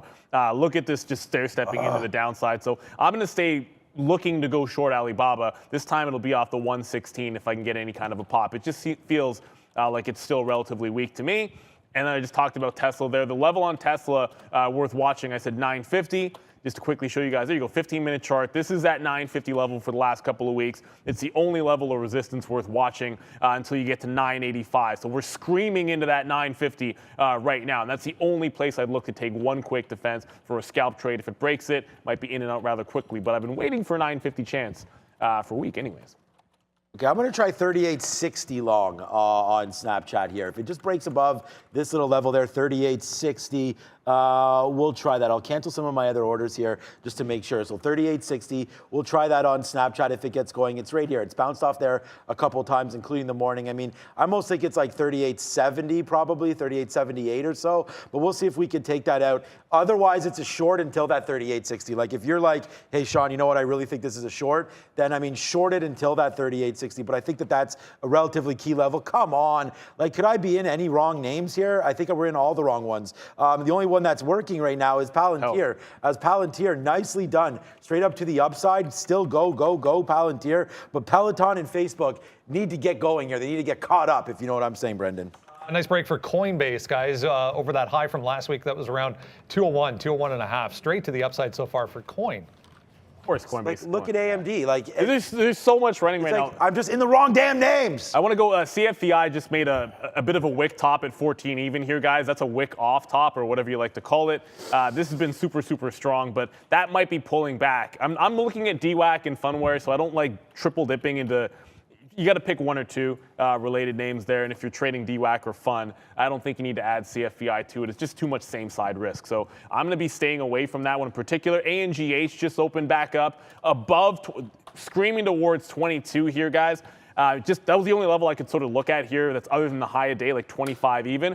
If it halts a second time, to the upside, I'm looking, after a couple of halts, usually looking for a reversal style trade. Of course, as I say that, it rejects through that 22. Crazy stock. I want it to settle down. A second halt would almost be better in my estimation, but looks like it's starting to fade back in heavily as we speak. I haven't reloaded into Peloton. It has to be in front of 30 even or bust. And Tesla got to 48. So I was sitting at 49 and didn't get the fill. Yeah, I'm just upset that we're trading just straight up. We're just trading the wrong names today. I mean, we have this whole move on the NASDAQ, and we're sitting there with Facebook and Peloton, like ridiculous. Next time we're going to put on some orders that are market related more, because we have this whole move. It's just nothing's moving up except for Palantir. Funware is doing absolutely nothing, so we're just going to have to wait on all these. And let's go over to a name that is moving today, SoFi. Hello, up 3%, a nice move for SoFi.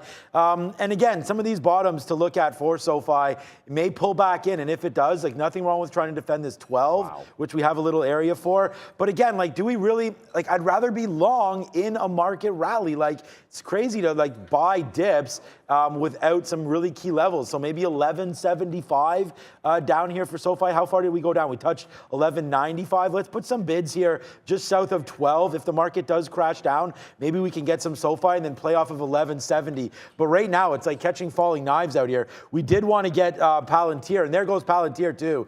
So we talked about that. Shout out to Henry. Shout out to all you guys today. We saw Snowflake get the upgrade, and we just raid away. And it's what was talked about here on the sticky note, man. Take the Palantir trade because of that Snowflake. So there it is, a nice move to the upside. At least we got one right here as the market's screaming here. And there goes Palantir up to 1350, still making moves. Yeah, let's just hold on to this one. We're not going to get out of our winners here. Let's hold on to the winner, see what happens. 1350 screaming for Palantir. Probably takes it out right now, guys. Yeah, and that's the thing. Peloton looks, to me, it looks okay. It's basically holding that 30 level, looking at it has to break 32 to go. Just check back in on Snowflake, as you mentioned, Palantir. That's holding close to that 30. It did make the break all the way to 30, all the way to $300 here before pulling back. I liked it in front of that pre-market low, although it never gave you that dip. And Snapchat will not break the range. To me, I'm trading only off the top and the bottom there. It's right back in the middle. Brendan? Day highs here for Bitcoin. Yeah, nice move there. 43.5, I guess, for Bitcoin. So this is the strategy ETF, BITO, just popping up at day highs as well. Nice move out of the gate here for that one. Remember, I mean, we talked, I'm happy to do that. I talked, you can rewind the tape on Friday. I said a break of 40 is going to create some kind of a squeeze to the upside because there's a lot of people using that 40 on Bitcoin. So congratulations, anybody that got that 10% or so on that move. You may want to get out. Just saying, when that squeeze starts to turn around, might test 40 again. So good job there on Bitcoin as now, yeah, Brendan just mentioned that 43.3 right now, breaking back out. So watch out for some of those levels. We knew that there'd be a squeeze on as soon as we broke through 40. It hasn't really even dipped down. We did get some there, and then maybe the squeeze is 42 because maybe now it's starting to go. But anyways, no dip buys at all for Bitcoin. So just watch out there. It could dip back into 40, and then we'll see what is going on. Okay, so there goes Palantir, breaks through 50 and still going. We'll watch out for that one. Ford's at a level now where, hey, like, if you thought it was a missed opportunity, you do have an opportunity to buy right back in. And I'm not sure I love it because I feel like it should have gone already. Ford comes right back into these levels, 1770. If you're going to play off the bottom, nothing wrong with doing that. But again, be ready for possible Ford breaking to the downside. It hasn't been a great name here. And if the market does give up some of the ghosts there, you may want to be out of that one. There goes Snap. We're in that right now. Yeah, and Funware just came back below that $3 level. I'm looking at this like 285 to 3, and it feels like this one's starting to give it up a little bit. That's where it broke out. Look at Peloton at 830, guys. Peloton's at, hey, I'm waiting for 32 break on Peloton. That's still inside of the range. It looks like it's going to turn into a bit of a short off of $3 on Funware, but 285 is like that line in the sand that needs to hold. Okay, guys, so right now, as you've been missing out there, Tim told me about his Turkish background, so there it is right there again. What's up to Turkey? Look at this, guys. Peloton, a nice move, 70 cents now in the money. Sometimes you got to wait, man. You got to wait for these trades. Here it comes right back up to the upside. There's our Snapchat in right there. Look, we wanted a 38.60 break, so we can't complain when we get 64s. So a nice little move upside for Snapchat. But again, this is a 1 minute chart. We get in and out same minute there for 1/3 of the trade. So my next offer is up here, guys, 39.50-ish, guys. Did I put that out, right? I might put it out at 40 by accident. So let me just double check that. No, it's 39. So yeah, 39.20-ish up here. We can get that. We'll take it. Peloton, go. Palantir, go. Funware, not doing anything right now. Facebook, not doing anything either. So again, we try the long on Facebook. It looks like this will be the losing trade of the day for me again. And look, we haven't learned our lesson. It broke through 235. We should have got out. Now we're sitting here waiting. And I guess the next level's 233. But I will probably average in. It's just this is obviously a slippery slope. Look at the NASDAQ coming back in, man. Facebook getting hit today. Should not be in this one, but we are, so I got to deal with it. I just got fun off of that $3 level, got 294s. I'll give it to 3 and then maybe take another shot at the pre-market highs. But before I go to Brendan, quickly here, Pinterest just put in the top, breaking 28 and immediately failing. Good level here in the daily. This is a good level to try a short. Snap doesn't want to break out, but Pinterest just put in a fail break after turning positive. Brendan. I just saw this note on Apple, guys. It was out just after the open there. State officials urging the SEC to probe Apple if the company misled investors on non-disclosure rules. There wasn't much of a reaction right at the open there. We tested the pre-market high, but starting to come back down again for Apple. All right, yeah, I saw that pre-market story there on Apple, and I just thought it was going to be a nothing burger. Yeah. The market is coming. Yeah, so basically Apple and the NASDAQ, as it should be, the exact same percentage right now. So Apple just kind of following the market, but an interesting story to look out for. I mean, they can't hit Apple on anything other than these stories, right? Remember we had a story where Apple got hit that they were having supply chain issues, and so they went down like 3 or 4%, and then what was it, 3 days later, they're like, nah, we're not. And it wasn't even Apple's reporting, it was other companies or other sell side, I guess, reporting some of these actions. So just watch out when you get those kind of things for Apple. Obviously, FTC or whatever this thing was here, looking into some of their practices, that's not going to be good for business. But ultimately, come on, these guys are lawyered up. I mean, all this kind of stuff. And sometimes I bring on action against these companies because honestly, it's always, Neil, as you know, just a slap on the wrist. Yep. Like when they get fined, it's like, oh, okay. And then they just move on as business usual, right? So nothing's going to happen to Apple on that report, but something to watch out for, especially if you're nervous about the market turning over. Apple's the best stock to sell right now because it's kept its high spot. So if you really think the NASDAQ's going to come down, Apple will follow it. So you're still above the 50 period. And look, I'm not selling any more Apple. I already made the mistake of doing that before earnings. So we'll wait to see here. Spots to get back in. Would love to get back in down here, but I don't think Apple sees 150 for a bit. And if it does, then it's quite clear we have other issues. Yeah, I'm going to go ahead and I got to cancel this Tesla here. Just not much you can do about it. It went to 948. I wanted 49. It's now tested it twice. Were it to break this level here, I don't want the short in the consolidation. This is what you're looking to capture. It's at 48 down to 40 or even to 38 on the scalp trade. It's already happened. I did just get into Alibaba. Okay, there you go. Yeah, it's checking to make sure that the position board is still correct. Let's go Snapchat. But Alibaba just trying to get back above this 116 level. So that's where we wanted to short it in front. I just added to fun as well. Snap trying to finally break out through the high, but it's like it actually hasn't broken the range other than that initial short. But Baba 116 will be a stop. Could be a nice reversal play if the market continues to go, however. All right, so we'll fire this off for Snapchat, not for its brethren, Facebook, but Snapchat right there, a nice win for us right here. Out 1/3 for 30 cents, and then out another third there for 70 cents, a tens, so 60 tens, 55 cents or so. So right there, Snapchat. And again, I wouldn't put on a big position here breaking this level, but we did talk about taking the 38.60, so we'll just massage this. If it breaks out through 39.50, obviously that's going to be my next area of somewhat concern, although we ain't concerned about this trade, are we? 20 cents in the money right now for Peloton. We're not taking that either. We've already taken some out. We've already relieved some pressure here on Peloton. And again, we were talking about 30 coming into play, so when you see this happen, this should have been really my only trade today. But again, this is a nothing. These two are real trades, so we do need to get this back up to 32. You can see where my average price is, but that's because we got a nice 30.50 print down here. So hopefully this will keep going to the upside. These are profit points, so a little bit higher here. My next out on Peloton is right here, man. Let's see if we can take out these highs. The day's high off open is 32.25, so we'll see if we can take that. I'm waiting a little bit above that into these pre-market levels. 32.30s, 32.40s for Peloton. So that's what we're doing there. Snapchat's now 50 cents in the money. Palantir is now 35 cents in the money right now. Funware's not doing anything, which whatever. We're going to wait for 250 to come through. And then Facebook right now just continues to make a move down. Although we did get a nice move back, man. We could have actually gotten it out for basically flat there. Look where it went to, 235.25. We're long at 235.44. I'm going to put an order up here in this area. We're wrong on Facebook. If we can limit some damage, probably worth doing at this point, guys.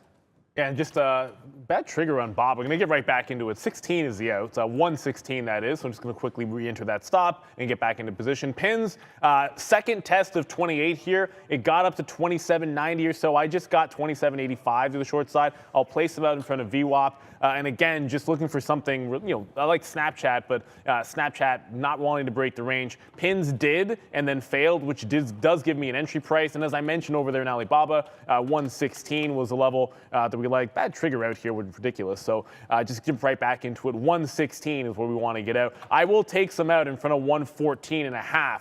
That little double bottom that Alibaba got put in. Of course, we brought the news to you just before we came on air. And I mentioned I got into fun in front of 3. I like 285 as a target out. Take some shares out in front of 285. If it breaks this 3, I think it's going to give you a shot at that high of the day. So it is a relatively tight stop here. And then 285 is also worthwhile for a bit of a breakdown. So right now, short in Baba, that's in the money about 30, 40 cents. Peloton keeps on going from like 30, 40 cents in the money to $1 in the money without breaking that 32 level, which is the next thing I'm waiting for. Yeah, we were waiting for Alibaba to come back in. I do have a bid on Alibaba, 112 and change. So I'll wait on that. This just came in like hard there. Peloton just came in pretty hard there. I don't know if there was a quick little, what did the NASDAQ do? See the NASDAQ, like this is ridiculous. Oh, I'm long Facebook and Peloton in a ripping market. It's ridiculous why we can't find a winner there. When AMD, the name that I absolutely love to trade, is up to 127 right now. And we talked about buying some of these dips, just didn't go down far enough. Like, unbelievable. We're just in the wrong names here, and that's fine. Hopefully they'll correct themselves. Snapchat, 50 cents now in the money. Wrong names. I'm not really. Palantir's 40 cents in the money at day's high. So we'll have swish for that one. Shout out to Henry. Shout out to all you guys out there as well. Oil moving around. We just need Peloton to go. Nvidia's up to 250 right now. We talked about NEO a little bit. That's moving. Oh, damn it. Like, all these names that I love long, guys. And I'm stuck in the ones that I've been getting just not killed on, but Facebook. Like, come on. Here's a nice day's high for NIO as well, as that is rocking higher and higher. Frustration Nation continues for me today. Let's just talk about the one that I am frustrated about, Facebook, quickly. We're waiting at 234.50, like I said. It just ripped up to there, 235.20. If I can get some pressure out in the middle here, let's do that, because honestly, this stock is not working. If the market falls back in, Facebook's going to get clubbed. I mean, it's already down down. We know that, right? Horrible stock. I thought this might be a rebound day. Doesn't look like it wants to, so let's not die on this one sword. Oh, I'm killing it's ridiculous. Even the one, I wanted Snowflake at some point long today, and look at it continue to go. Tyson Foods is continuing to run as well. We just took the in and the out on Fun. I said it would be a tight stop, trading it in the bottom end of the range. Why? Because it has a triple top here at 313. Random price, I know, but I'm back short in front of that. I'd rather try to keep the hits to like that 5-cent range on this stock. So that's what we're going to do, and just jump right back into the short side of the trade on Funware.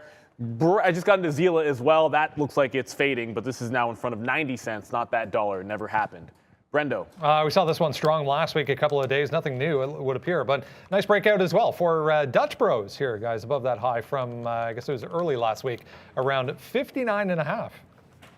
I feel like the lockup expires this week on Dutch Brothers. I mean, probably. I mean, that would make sense. You got to check the 90 days. Yeah, we'll double check that. But I'm more than 90 days. But I'm fairly certain it's 120 days, maybe. Yeah, we'll double check on that one. I just kind of feel like that was something that I read this morning. Alibaba's trying to curl here as the market got to 14.8 on the NASDAQ and then made a slight turn, not much, but a slight turn that could get us hopefully the rollover. Just want to take advantage of that consolidation. Snapchat's crazy, and it will not break out of the range. On Friday, this was the most volatile name. We have one short for the win and one short for the loss, and then it comes off that high of the day. I would have taken this trade, the curl here, were it not for the fact that I was already in Pinterest and decided to pivot to that name, but it's sitting here doing nothing. Hopefully that rollover gets me the fill down around this 27.50 for the first out. So Baba short pins, they're in the money, but they're just not moving a heck of a lot. And Zila, which I feel like this is oddly enough going to be the one that works out the best, the one that I get well away from the dollar price that I wanted, but once it broke down here below 90, it just felt like it was going to be failing for the rest of the day. All right. We're going to have to take out some shares, but not that many. If it does, okay, so I was just looking at Facebook. If Facebook does take this out, 233, we are going to have to dump some, and it will be for a $2 loss. So this is kind of par for the course. We took a $10 winner on Facebook on Friday. So it's just, we're going to give this back, a little bit of this back here. I thought this would bounce. I mean, I think we were right about the NASDAQ bouncing. It's just we're obviously wrong about the names, and that's going to happen, and it's just frustrating for me. So here it comes right now. Yeah, Peloton coming to $30. We've averaged into that again, so that's a level to be concerned about there, as Neil mentions that. And then Funware, we're 6 cents in the money. We've only made one trade, and we're just waiting for our levels to come through. And of course, it comes to 12. We're literally waiting at 15, the high of the day, to get out of half of that. So hopefully, Funware can turn into a fun stock, but who knows where this one's going to go today for me. So still in some trouble there on that. But we did get the okay. We are.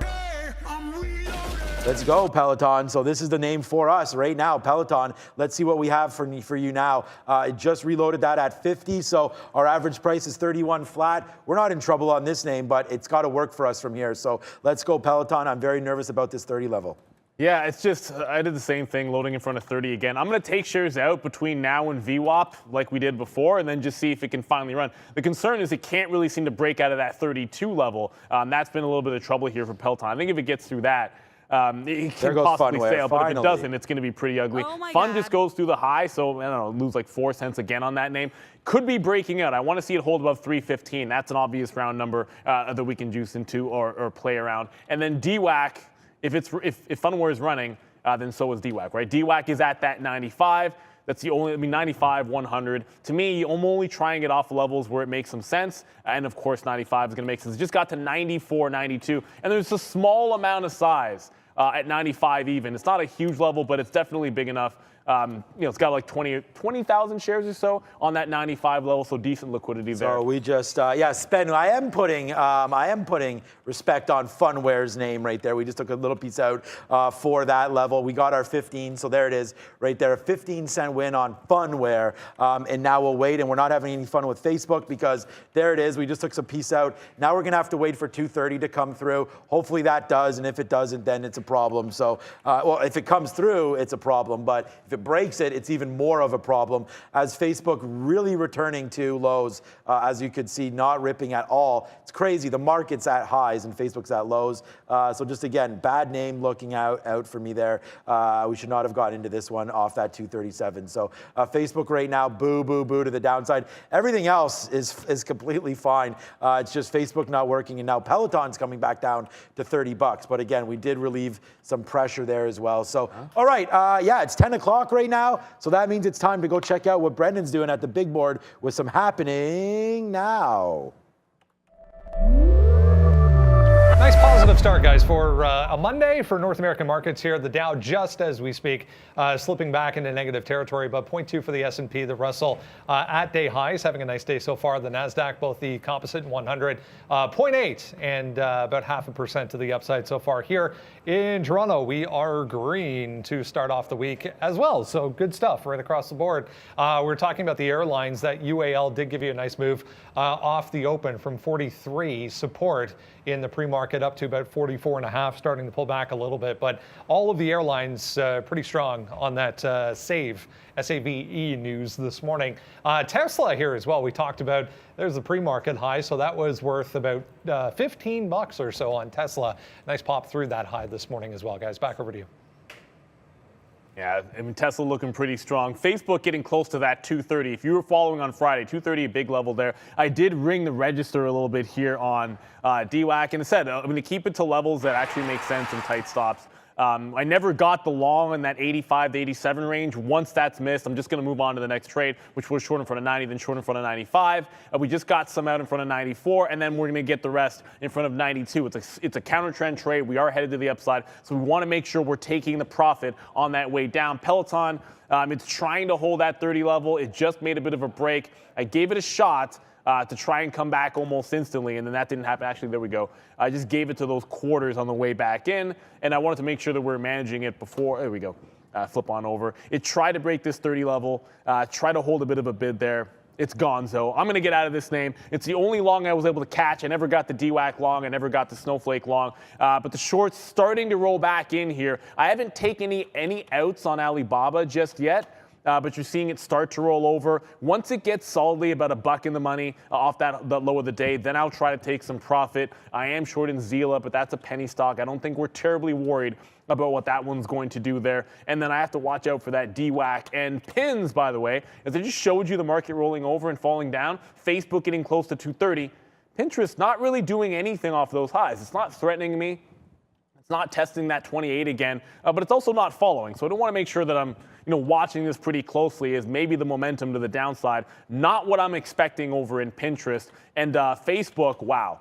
Look, Facebook continues to sort of get smacked down here, but let's not forget what we saw at 230 on Friday. 230 got held. There was size on the bid, significant buy size on the bid at 230. That's a level I'm going to defend as I try to ring the register. We went fishing for Alibaba. I would have liked BABA off of 117, 118. We did end up catching it off of the 116 level. I just took the buck. I'm going to hold for low of the day and then watch that Facebook. I only have the shorts right now. This is what's happening in the NASDAQ. So I feel like this pullback is just us getting back to that 14.8 level, 1, 2, 3, 4 times that we've held it, going back into last week, and then pulling back in here. So taking advantage by taking profits in some of these shorts. Brendan? There was a pop on Boeing, guys, at 10 o'clock there when I was up at the TV.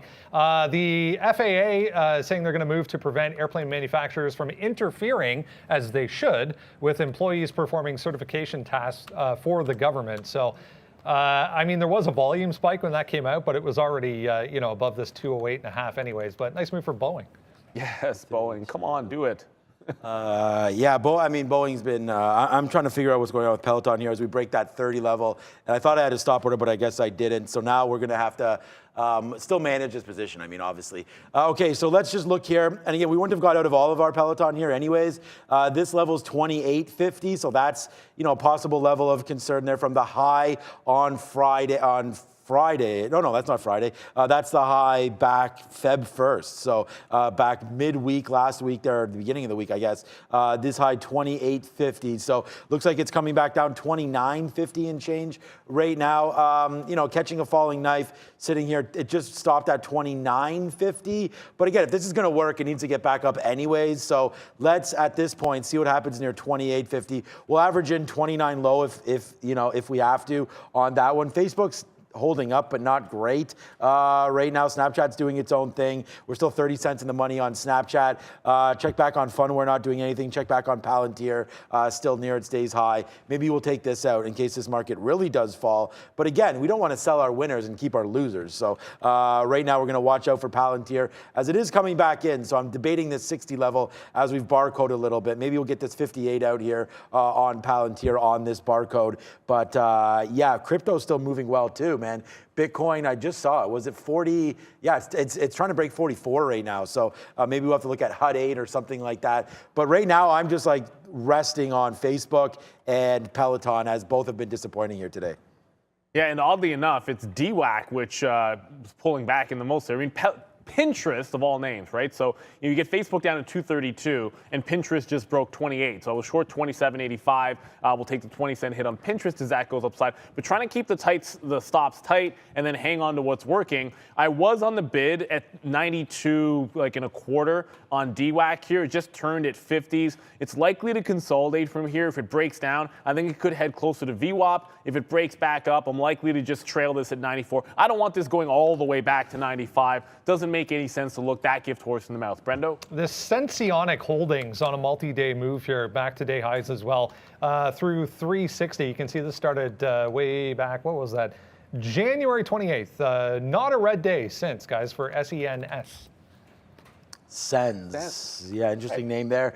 Yeah, I wish I could look at some more names. I'm dug into some of these ones that we're already in right now. So, you know, I just thought Facebook might take that 233 again. If it does that on some strength in the market, then we could take that. But again, the market's trying to break right now below the 50 period. Obviously, Facebook just continues its march to the downside. We don't have any bids until we wait down here for that 230. So that looks like that's going to be coming a little faster than we had hoped, down to 230. And the reason why we're looking at 230 is that was the jump off point there from Friday. So it came back down and then it just ripped up. And we actually had that long where we made that $10 clean on that little bump up there. No idea why Facebook rallied so hard into the close, only to do this today. So yeah, a little bit disturbing. I thought obviously with that rally in Facebook on Friday there that we would have had some carry forward today. So that's sort of the reason why. But where's my minute chart just to show you what we're talking about from Friday?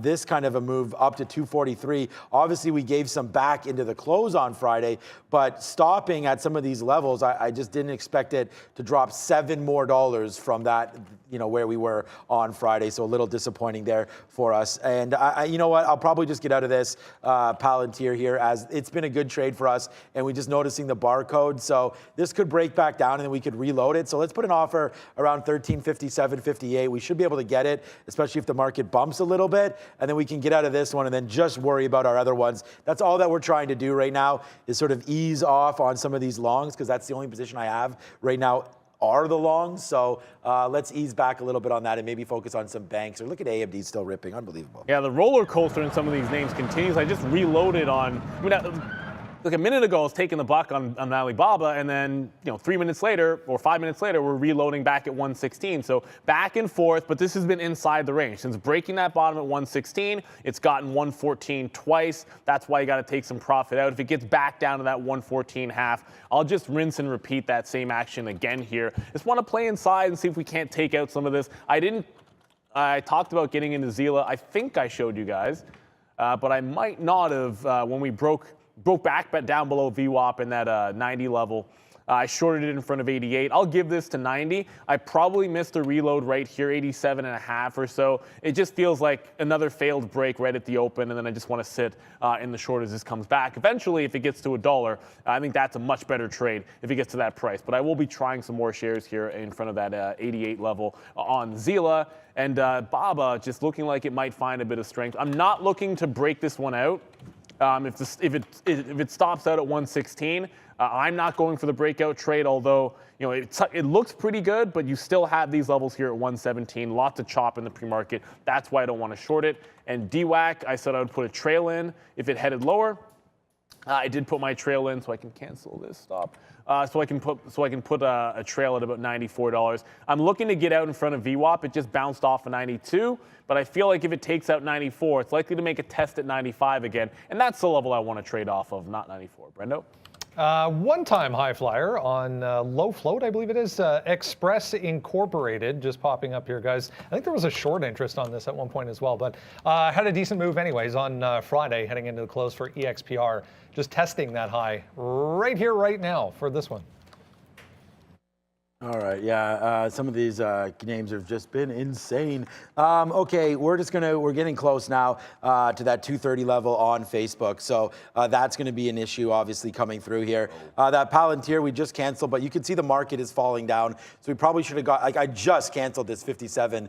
It would have only went to 55, but I was like, yeah, you know what? Maybe Palantir does go, but look what's happening right now. The market's cracking lower and lower and lower. So as this happens, man, I mean, we're just going to have to sit here and hold on to some of these shares as the market wants to break low, and we got to find some short opportunities. So let me know if there's anything you guys see. I mean, Square is approaching that 100, but again, like I don't want to go short right now on Square. It's kind of in no man's land. A move, that's not. Is that? I don't know why that just gapped down there. I don't think there was news on Square. I just called it up randomly. But there it is. Yeah, no, I think it's just big tank down there on Square. 110 right now coming, well, just because it didn't load in the 1 minute. So I think that's fine for the charts. But right here, Square already saw that 100 mark. So again, like this would have been a great short up there at 110, but we're already well off that. Now you're continuing to move down. The market's cracking lower and lower right now. Snapchat, although we did have the winner, now it's coming back down as well. And so this $38 range, we'll get out of this trade if it breaks through 38. We've already taken some profit there, but we were hoping for a little bit of a move up. Not in this market, it appears. So 38, we'll get the rest out here on Snapchat. Yeah, and there's a turn here again on Alibaba. It's sort of screaming right back to that 114.5 level. There was a slight buyer at 115, so I was watching it closely. If it held 115, I might have just taken the 50 or 60 cents there, but still going to look for that buck. DWAC is also retesting to the downside, but 92 is holding a second time. So if 92 holds here, I'm going to go ahead and tighten the stop one more time. Oh, there we go.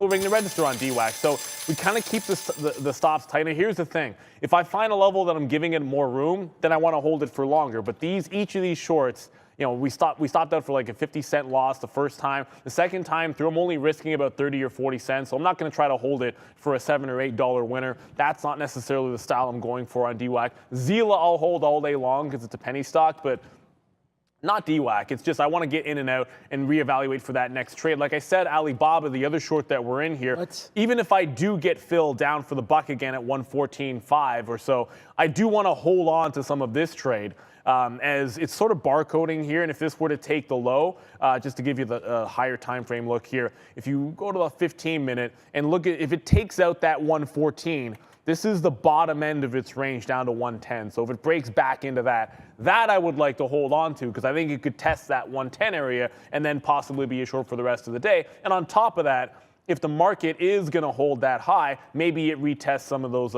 pre-market lows and then maybe even some of those like 14.5 levels. So it's BABA that I'm going to hold on to in Zila. That's just a totally different ballgame. And guess what's coming real fast? Oh, goodness. Facebook to 230 looks like it's going to be a thing any second now. I'm on the bid in front of quarters here. Maybe I should have gone in front of 230.50. Yeah, I'm just, I keep putting in the wrong price. Like, I don't even know what I'm doing here for Facebook. So there it is. Okay. Ooh, we almost got stopped out of Facebook there where we did not mean to. Okay, so yeah, like Neil said, we are approaching some of these levels, and I got to like sort of put my orders back in as some of them got canceled out there. But let's go back over to Brendan real quick. TSN, guys. Tyson, we mentioned quickly there. All-time highs. Once again, day highs as well, just taken out on decent volume. 11.5% for this one. Yeah, Facebook's face is coming down. And the crazy thing about Tyson and Snowflake is it was the bill trade that Arun had, and we're trading that one in the afternoon. That was like sometimes these earnings in the case of Tyson Foods, you just got to find your way into a long when it's breaking into new territory. That's what it did. I'm going to get in front of 50s, like I said just now on Facebook. It went to 230 55. And like I'm not going to sit here trying to miss the trade over like 20 or 30 cents. I'll get in front of that 50 level if I can. But just if you want, just checking back in on what that crazy bill stock is doing because it was so good. It actually pulled back pretty decently here, but it's still in the midst of a gigantic break. Its 200 period sits at like 225. If it holds a consolidation in front of that previous support, that could easily go again. So I found myself only in a couple of winning shorts and maybe missing out on that Facebook because I didn't catch it off that 230.50 bounce. Are we ready? Okay, we're not ready for Brendan. Sorry, I thought we were. Was it right? Was it a call for Brendan or no? No. Okay, good. Okay, so Peloton, just reviewing this one as it's just dropped down and didn't get going again. It basically stopped at $30 there. So Peloton, we still are long. We did relieve some pressure, but we averaged back in. So now the pressure is back on. We're waiting for that 28.50 area to come through. And honestly, it's either going to win or lose. And right now it's losing, so we're gonna have to wait for some of these trades to come through. Obviously, Facebook, we did reload that one, and we'll see where that's going. Funware's not doing anything, and Palantir's coming back in. So as of right now, not much happening on the long side of things, but doesn't mean we can't find something else to do. As we are looking for some shorts, I mean, the Alibaba, we've already got it. I was looking at AMD right now as well, 125. But again, I don't ever want to go short AMD. It's just these are back to some levels now. We've already been up to 127. We're bouncing off some of these 50 periods. However, the NASDAQ is still well down. You've done well to buy AMD down near $100, sticking up near 126 and still holding out strong. So this might be the name to trade here off of some of these bottoms. If it comes back down, like even to 125 flat, something like that, AMD definitely something to look at. It's just right now I'm looking for some shorts. So let me go try to find something. If you got a time machine, Sean. Yeah, which I do. Then, well, obviously the short that we should be in right now is short a firm. Yep. Like oh my goodness, it's like the day. I feel like we knew that like years ago. The day that I don't trade a firm, it's not really pulling back to 15-minute chart. The day that I don't do it, look at the clean break of 68 here, and then a failure at 69 on a firm, and then rolling back over. Sometimes you got to go back to the obvious well, and that one is going to be a firm. Facebook, of course, I decided to chase a little bit above that 31. Now it's right back, able to get some at the 50 level. If it gets to 30, I still want an average price to be at 230.5 or so. So we'll add one more time, but that has to be at the quarters. But I just had to, someone pointed out a firm, and I had to show you guys a 15-minute chart. Sometimes you just go back to the name that you trade relatively well if you're looking for a little bit of something. Facebook, I just mentioned, getting back towards that 230 level. Here it is, retesting those lows. Right now, my price is 95s. 230.95. I'll add one time in front of the quarters to get it back to that 50 level. And then from there, it's all about 230 holding or not, right? Like there's nothing crazy about that trade. Like it's just a matter of that level holding or it doesn't. And just to check back in on Zila, nothing too crazy to see here. I never actually got those shares at 87.50, but Zila doing that Zila thing where it just starts to fall apart. I'm actually not even on the bid when it broke 85. Going to get on the bid in front of 83, 82, 81, and 80, where we thought this would head back to. Okay, so right now, looking for shorts, not finding any. Palantir's come all the way back in. So again, if we're getting near some reload levels, I don't mind this again. We should have taken some out up there, and I can't believe we canceled that 20 cents ago. Right now oil's coming in. Lots of things are starting to come in now a little bit. Let's check out oil. CL. It's 3L /H22 right now on NYMNM. There it is on the NYMEX. No, CL. Oh, it's the wrong slash. Oh, hold on a second. Let's just check out oil right now quickly, guys. As we might trade. Oh, come on. Now my level 2 won't load. This /. There it is. All right. So 90. Okay. So it has pulled back in. $91 right now. Down that 1.2%. So this is oil back down to 91. We were I wasn't sure where we were here, to be honest with you. So at the start of the show, we were talking about 93 breaking. It's come back in. So that's what it's done. It's just sort of resisted the 91 break, but we are getting close there on oil. So as some of these equities start to fall down, you can see the same thing happening in the oil markets as well here, breaking back down. So some of the, the XLEs of your world and again, it's just, take profit if you want. I mean, I know a lot of us are holding these things as a hedge, but this has already exploded pretty huge, man. XLE from January 1st was 56. whatever, it's right at this 50 period. Let's call it $56. You've exploded to 70 on this. So I'm just wondering if it may be a little bit of profit-taking time around here for XLE and some of the energy. You know what, names. man? When sometimes your dividend plays in your portfolio start to go crazy, sometimes you grit your teeth, and if you just hold too much of it, you grit your teeth and you sell, even though they're not meant to be things that you actively trade. You just sort of, you drip it in and or drip it off and try to grow that. But I'm probably going to be selling some Chevron. It's starting to get out of hand here. At some point, it's like you got to take profit. And I went through the same thing with Pfizer when it turned into more of a mover, and that's what I'm kind of feeling here with CVX. I never got that last entry just now into Facebook. Starting to turn. It never broke 230.50. So it looks like twice it's held 50 almost exactly, which is a good sign. I don't want to take anything up. My price is 31 instead of 30.5. So I'm not really taking anything out till it gets to one of these consolidation points. Like gets halfway to VWAP maybe, and then look at that 232.5. If this ends up being a temporary bottom, I think we got this one pretty nicely. But the other problem is if this starts to work, it might mean that we're back to retesting on Alibaba, which I took profit again, but cannot break the low. So Baba's barcoding. I'm rinsing and repeating this. I'm likely not to take a third short into Alibaba off this level. Brendan has your small cap recap at the big screen. Hey guys, busy morning. Depending on what you're looking at, I'll show you a few still moving around here. Any Sphere 3D. If you go back to Friday, remember this had a big move all the way up to 3.5, 350-ish, 340. Was a good long through 3, gave you all kinds of opportunity on the long side. Breaking back down through that same level today.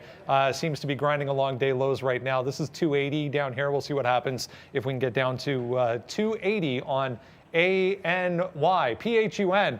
Tried this right off the open because there was a big seller that stepped up just versus the high.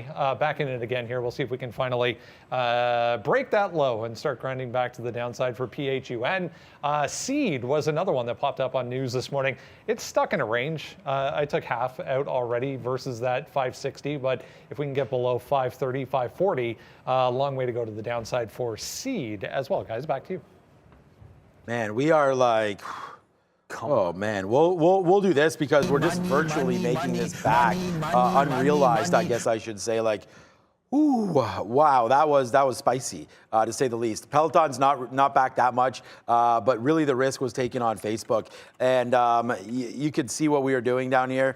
Buy. Our best print is 230.52, so we basically have the bottom of the day there on Facebook. But just because like had to take some pressure off, take some off there as it comes back to the upside. I'm still waiting for higher. I don't have any offers now on Facebook all the way up. So let's see if we can make this one. We've already taken the hit. Like these were averaged in position, so we've already taken some hits here. If Facebook goes back up, great. If not, we did relieve about 20% there, 10 and 10. I have another piece waiting for about here, 234. Sorry, 234 would be nice. 232.70 or so, right around here. So if we rip up about another $1, let me just put that in now that I'm seeing the charts. We'll put that in, see if we can get that. So a little bit higher up would be really nice. Please and thank you, Facebook, maybe off that bottom. So good trade there for us. And again, we talked about that AMD long. Is just, honestly, I couldn't take it. It was just in there too long, but I hope some of you guys did. So we'll floss that off for the AMD long as that came right in. We went right over to another strong stock. And I think that's what we just got to do better on, man. We don't have to sit here and figure out what's going on with AMD. It's just this is what this is. Look for strong names, and I just got to be a little more patient. We just chased some of these names too far when we didn't need to, and didn't dump them early enough. So we're learning our lesson every single day. But that was really nice that this name came back. I may take out another piece right now as the market is trying to get through here, but we'll wait. Actually, we'll wait. Let's just be right. We can't hold it all the way down and then get it out on the way back up. Like, we need to try to make some profits here. So let's wait to see what Facebook does. A good trade so far on this one, but it was just a good hold, if anything else. You did take some out of Facebook in front of 232, right? That's why I'd say the fist bump for that. Little bit. To me, I had to take some out there. But we didn't talk about AMC yet. It went green. Well, it was green on the day. But just going to point this out to you. Look at the range last week and look at this 16 level on AMC and then see what happened here at the morning. I just want to point this out for those people looking for these breakout style trades right at the open. This is what happens when you get to that immediate failure. It's a deep pullback. So that's that rollover trade. We were looking at a heck of a lot of other things. I expected Snapchat to be a lot more interesting than it was this morning. But AMC with that quick failure and rollover, a lot of times it's going to head back down to support here. That'll be around that $15 if you're watching AMC. With that bit of a turn here on Facebook, I took some profit. I know you did as well, Sean, in front of 232. I thought maybe BABA would be, with the market bouncing here, would be screaming back up towards that 16 level. Guess what? It's actually turning around here. So I'm still holding on to BABA in case it can break these lows, but you're seeing it inside the range, not really breaking that 114 level to the downside. I did take some profit on Zila. I wish I was in any like Brennan is, in front of 83. I'm on the bid in front of 81.5 as well. I'll add to this in front of that 88 at VWAP at will here. Just want to see it bounce back and forth off that level if we can take advantage. And then DWAC. It was a decent out there in front of VWAP. It ends up breaking, turning right back to that 90 level, and then bouncing. So I'm not going to touch this thing unless it takes out 90, and then maybe it's a short off 90 again. Otherwise, it's a retest of that 95 area at the top. That's where we want to trade it. We want to be patient, making sure we're trading off of the good levels for these names. Speaking of which, it's going to be a swing and a miss for me on Tesla. And again, like I could have taken this maybe at 97 or 47.5 in front of 950. That was the only level I wanted to short, and I was sitting a little bit tighter that 950 level. You'll see it pull back here. It's holding a higher low. Maybe it makes another run at 950, but unless you're testing 50s or evens, I don't want any part of Tesla in the middle here. You can get chopped around too much. Did I hear Brennan again? No? No, I don't think so this time. But Facebook right there was ripping, and I was like, yeah, buddy. Started to go a little bit. It went to 232.16, and we just took another piece out on a rip up to that level. So now we'll wait for it. No more outs. If we lose, we lose on a break back down through 230. So that's going to be that. We'll reload it back down here if we have to, and then we'll just play, devil's advocate down there and just try to defend that 230.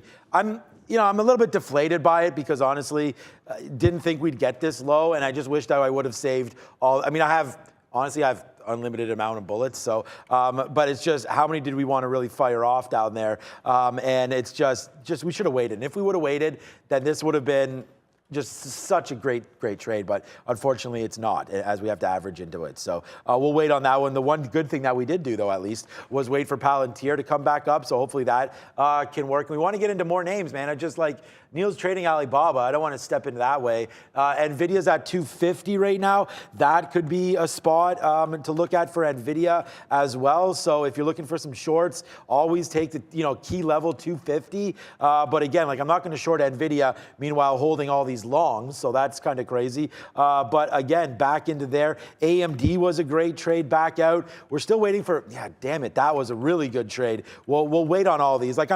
As we go, I'm just slowly developing new strategies, man, and trying to hit some of these stocks a little bit better. And then what was the other one? Funware. I wish this had done more up here. We got out of half of the trade. We talked about that at that high of the day, and I'm actually waiting. I actually have a bid down here in the 70s to see if we could pick something up. That might be too low. Maybe 80s was better, and then using 50 as a breaking spot. But I'm trying to put on real shares here, so I wouldn't mind getting some back in. I'm not going to do that whole Facebook thing where it's like do all the way down. I'd rather wait in here. If we can get a nice trade down on fun, then we'll take it, and then we'll use 250 as our out. But for right now, let's just hope that we get one of those crazy midday moves on some of these names here and bring Funware back up. But right now it's a flat trade, literally a flat trade. I mean, we're long at O's. We took 15 cents and now we're down 6. So, I mean, we're in the money 8 cents on Funware net. So nothing to really talk about right there.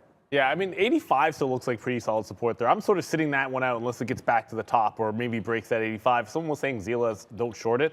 I'll tell you exactly where I'll stop. 88 cents, 95 cents, and then $1 on Zila. And by the way, for those of you that are bullish on the stock, it's still in the midst of a breakout. The big turnaround happened off of 95, and we were mentioning that one last week when we traded it. But look at the consolidation it has. I'm out of this thing in front of 80. You can see all kinds of support all week right around that 80 price, and once it got there and held this morning, it got a bit of a breakout. But first consolidation was a breakdown at 88 cents. 95 stands out obviously like a sore thumb from last week, and then dollar is just a psychological level. This has a decent chance that it might not be done breaking out, but it's day trading, right? So on a penny stock going to do 100 million shares, getting in front of those levels and then rinsing and repeating is going to be a workable strategy.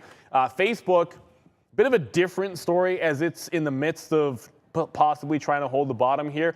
One of the things that I liked about Facebook, and I'm going to compare it to Netflix here, if it can hold, 230 still has to hold, but if it can hold this bottom, if you look at what happened with Netflix, as I try to zoom out here, if you look what happened post earnings on Netflix, let's go to the daily, it's a little bit easier. When it held that bottom 3 days after, 3-day rule, 3 days after their bad report, it holds a higher low and then broke back out. So if Facebook were to do something similar, the first step towards that, maybe the second step toward that, would be 230 holding today. If that happens, we're talking about how I can't see why the bounce wouldn't be at least as good as what Netflix put in. And Netflix put in a significant bounce off that 360 level, going about $100 there, and over 25%, closer to 30% on that pullback. So I'd love to see Facebook do something like that. It needs to hold 230 today. That's a key sign. You want one of these levels to actually hold. Brendan?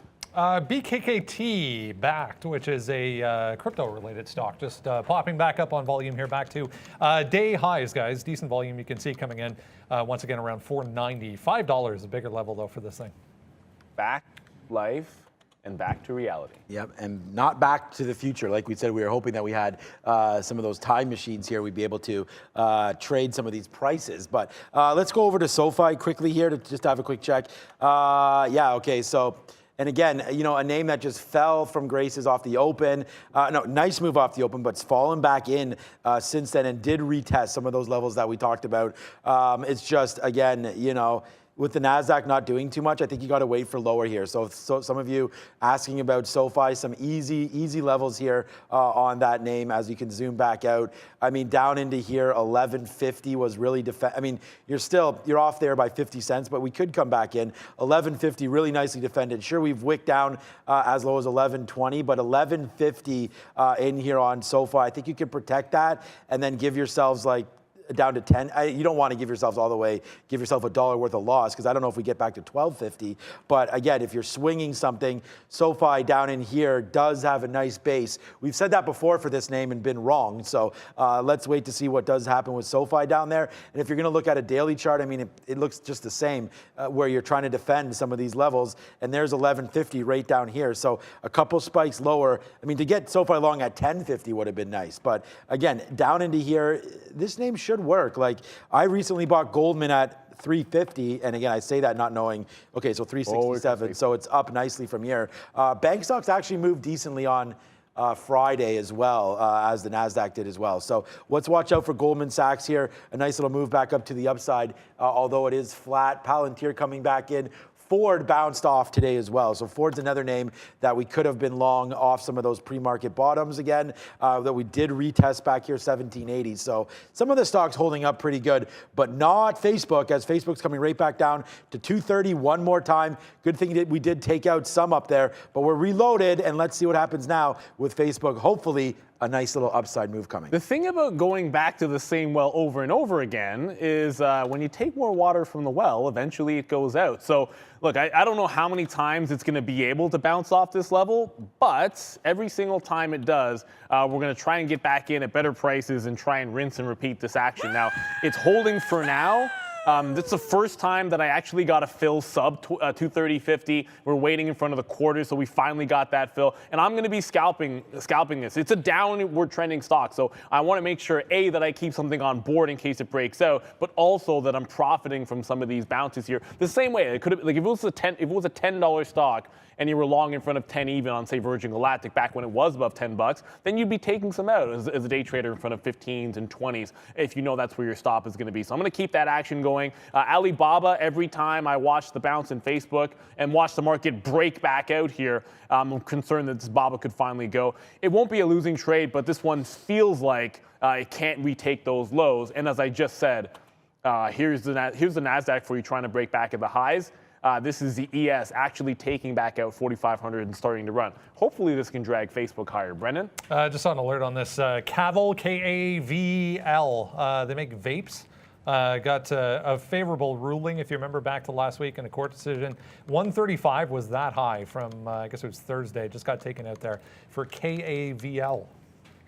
All right, so yeah, we'll look at all these names, obviously, but for me right now, my focus is slowly on one of them, and it is Meta. So let's see what happens here as we've just averaged in again and took another piece out.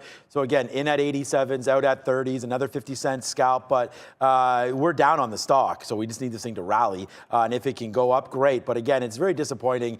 If you're not in Facebook, it's not great to get in this name, trust me, because I mean, what do we expect of this market? I would love for this to go up. I mean, maybe this is a spot to get in, but don't keep chasing this name. It's not acting properly. I mean, the NASDAQ is now ripping. Like if we were long into Microsoft, into AMD, into Apple, anything like that, we'd be much happier with our trading rather than this name. But here we go. We'll make some, I mean, we're making money back on this. So let's go Facebook. I mean, if it wants to rally, great.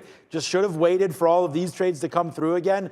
I don't mind the strategy of getting out when this thing rips. It's obviously a weak stock, so we'll have to wait to see what happens here with Facebook, as it was the trade of the day on Friday. We'll see if we can make it that again, but here it goes. Waiting for that 230 was definitely the right thing to do, but we're long at 231.12 right now, so maybe we get a move back up to the upside. My next out around 232, and then we'll just go from there. But again, it's like counting your gift horse here, Neil, I feel like, as Facebook giving us this bump right back up.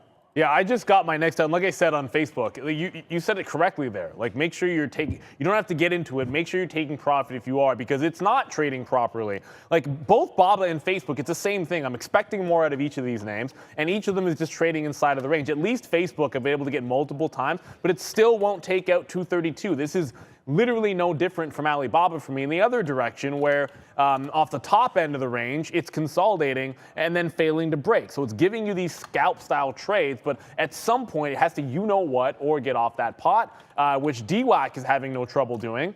Like, here's DWAC. DWAC, this is what you want out of a name. Breaking the range to the upside, goes from 90, 95, nice pullback into VWAP, holds it. It's trying to retest that level, so I can wait for 95. If it goes on a 95 break, I think it could be headed to 100. That's the only, I'd short 100 because that's an obvious round number and stands out like a sore thumb, but that's what you want to see happen. You want to see a break into a relatively new range, which could still happen here in DWAC. It's similar to FUN.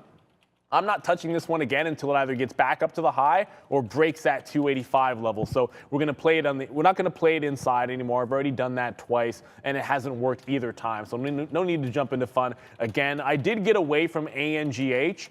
It was profitable this morning, but I did miss out on that reversal to the long. That was the one shot, at least all morning, I think, on the long side of the trade, was when it broke back out at 18. It then had a failure. It's been back and forth.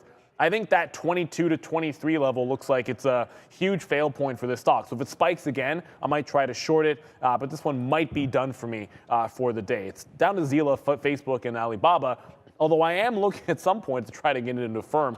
If there was a miss for me, it's definitely not shorting a Firm at 69. I don't know what's going on there, but it is trying to get back to that upside as the market goes. If it does, I can try shorting it off that high of the day to be sure. Oh, man. Yeah, just real luck. I mean, it's not lucky. It's just being patient. And you had to wait for Facebook to come back down. And now we're just sort of like, you know, breathing a sigh of relief, because we averaged in all the way down here, and it would have been an absolute abject disaster, obviously, if that had broke 230. But we were able to get some relief off here, so great for that one. And then the same thing, we'll just do the same thing again. And I wish these were all profitable, but honestly, like, every day. Some days we're going to go 6 for 6, 7 for 7, and some days we'll go 50-50. Some days we'll go less than that. But today, kind of lucky in the fact that we didn't get blown out of a lot of these names, and we could have gotten absolutely destroyed today. But I feel like we did a good job sort of navigating these moves down, including no outs here, like no outs that have been horrible. Normally I'm tapping out like, oh my God, it just broke $29 or whatever, and I'm getting out, right? But we sort of holding on, trying to like pick our spots. The only out that we really did have that was horrible based on our position was this out right here at 233, because we averaged in all the way. Remember, we got out of half of Facebook for $1. So that's why, like, when this drops down, it's not that bad because we've already taken $1, but then the average starts to hurt. Like, you get in, you're like, oh my God, now I have triple the shares and my average price is like 235 and we're all the way at 233. So we had to relieve some pressure, but able to buy it back at levels that we should have waited for. And now we're going back up to the upside. So far so good on, some of those plays. But marijuana stocks trying to move around. I like Google at these levels. If you're looking to pick something up instead of a Facebook, GOOGL right here. Just to have a quick look back. We did talk about this on the on the split. That's going to be happening for them 15-1 down to $150 at 3,000. That's easy math. But again, it's come back in a little bit here. So Google giving you opportunities to maybe buy some of these dips here. There's that. I mean, this is how messed up the market is. Google comes up with a great report, and then just days later, you're all the way back as if they just did a ho-hum report. So, again, dancing with the devil, Neil, on some of these. And I don't know if you're into a new position there, but what's up with UAL? No, I was just going to say there's a bit of a bounce here happening. People are talking about AAL. I'm waiting for UAL 45, and I just wanted to show that level here in the 15-minute chart. But it's 1040. The market's trying to bounce here, trying to hold up, and it looks pretty decent. But let's go to the big board with Brennan for Sector Watch. Yeah, it actually looks okay. If you have a look at this board from afar, there's individual names to talk about, but about 0.25% right now for the S&P 500. I'll start over here because TSN still 12% to the upside. So consumer staple stocks, pretty much the entire group in positive territory. Just saw Kroger there, KR, Walmart, 0.5% moves to the downside, but otherwise decent. There's Facebook, 2% right beside it. Netflix as well, a notable kind of laggard with the overall market, down 2%. Twitter as well getting dragged along, 1.2% to the downside. So some of the communication stocks helping to offset an otherwise pretty positive board here. Here's all the airlines we mentioned on the save news. So all of these, 3.7 for AAL, UAL 2.6. Nice day for Alaska and Delta as well. These are the cruise lines. Huge moves today, 6+% for all of them. CCL, RCL, NCLH, all back to the upside. Etsy, Amazon helping the market overall, but Hasbro offsetting. Consumer discretionary shares among the strongest so far. Industrials are positive, but only just on the day. Tech stocks also trying to help back to the upside for the market. DXC, Pacey, and INTU in the software group, along with some of the semiconductors. AMD 2.3. Having a nice day, but yeah, you got to be in the right names today. One of those days where individual names kind of outperforming. Healthcare stocks are negative, lagging the overall market. ZBH there, some negative news, 6.5%. But yeah, just 0.2, guys, for the S&P. Back over to you.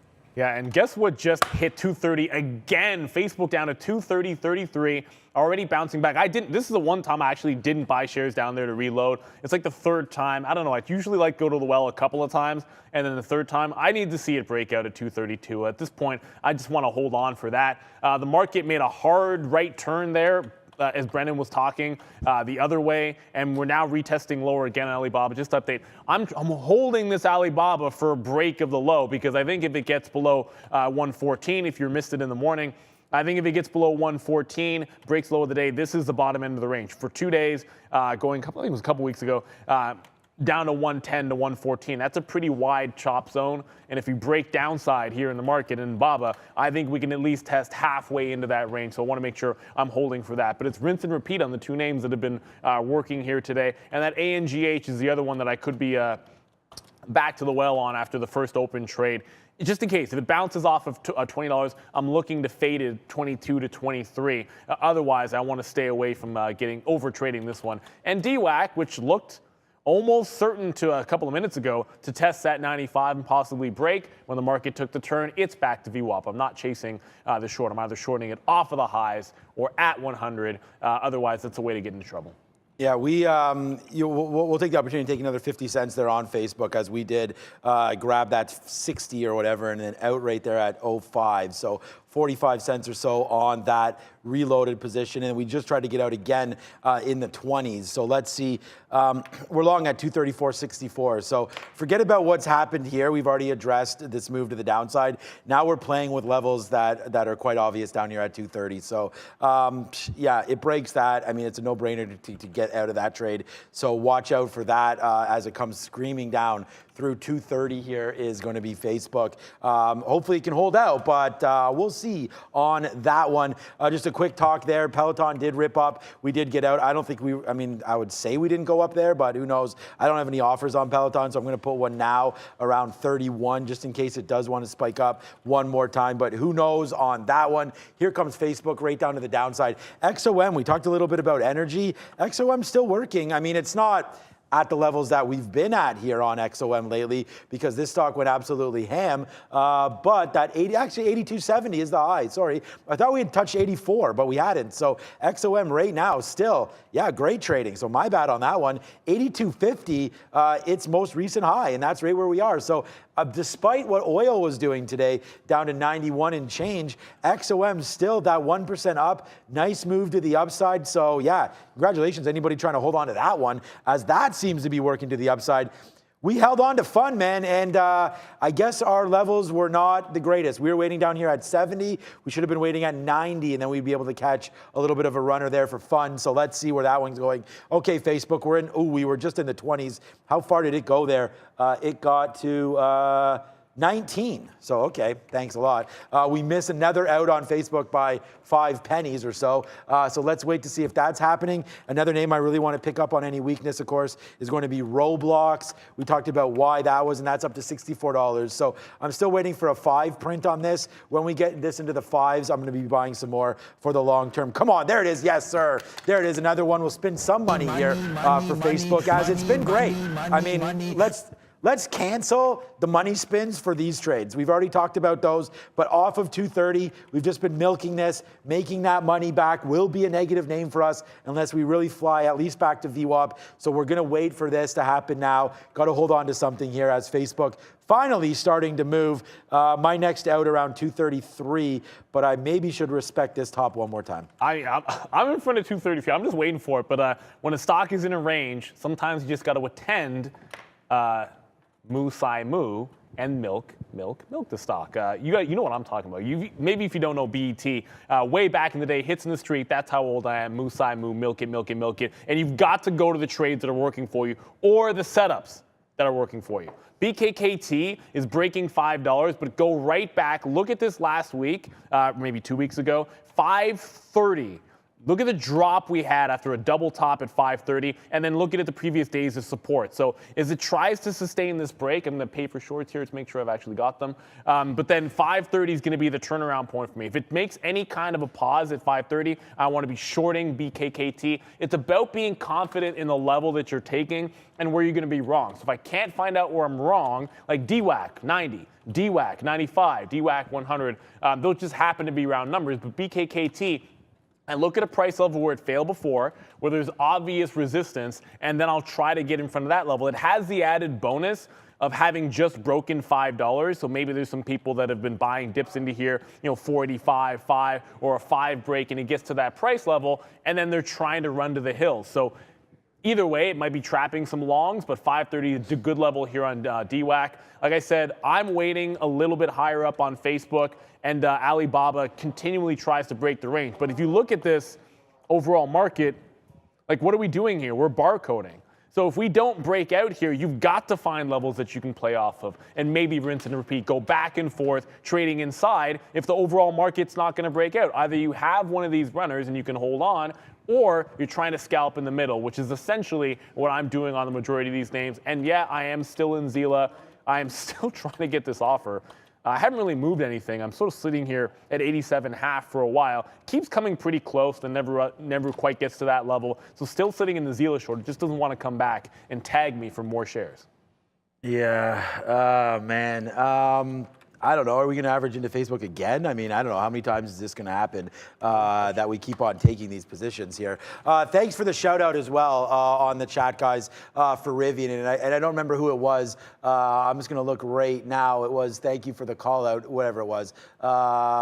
Put you in the chat. Someone just mentioned there that they went short off that level that I was talking about. And it was right here, man. I mean, Rivian, we talked about taking this short against $62, $63. That today, you know, that would have been the call. And here it is right here, the Rivian short now printing cash as that is down huge today for Rivian. I mean, the stock's not down huge, but it's a nice move almost straight to the downside there off of some of these levels that we talked about. So 62.40, you would have had to hold that. But again, if you would have averaged into it, like maybe you would have started at 63, but I hold that. And I'm just looking to see how much you had to hold some of these things against you.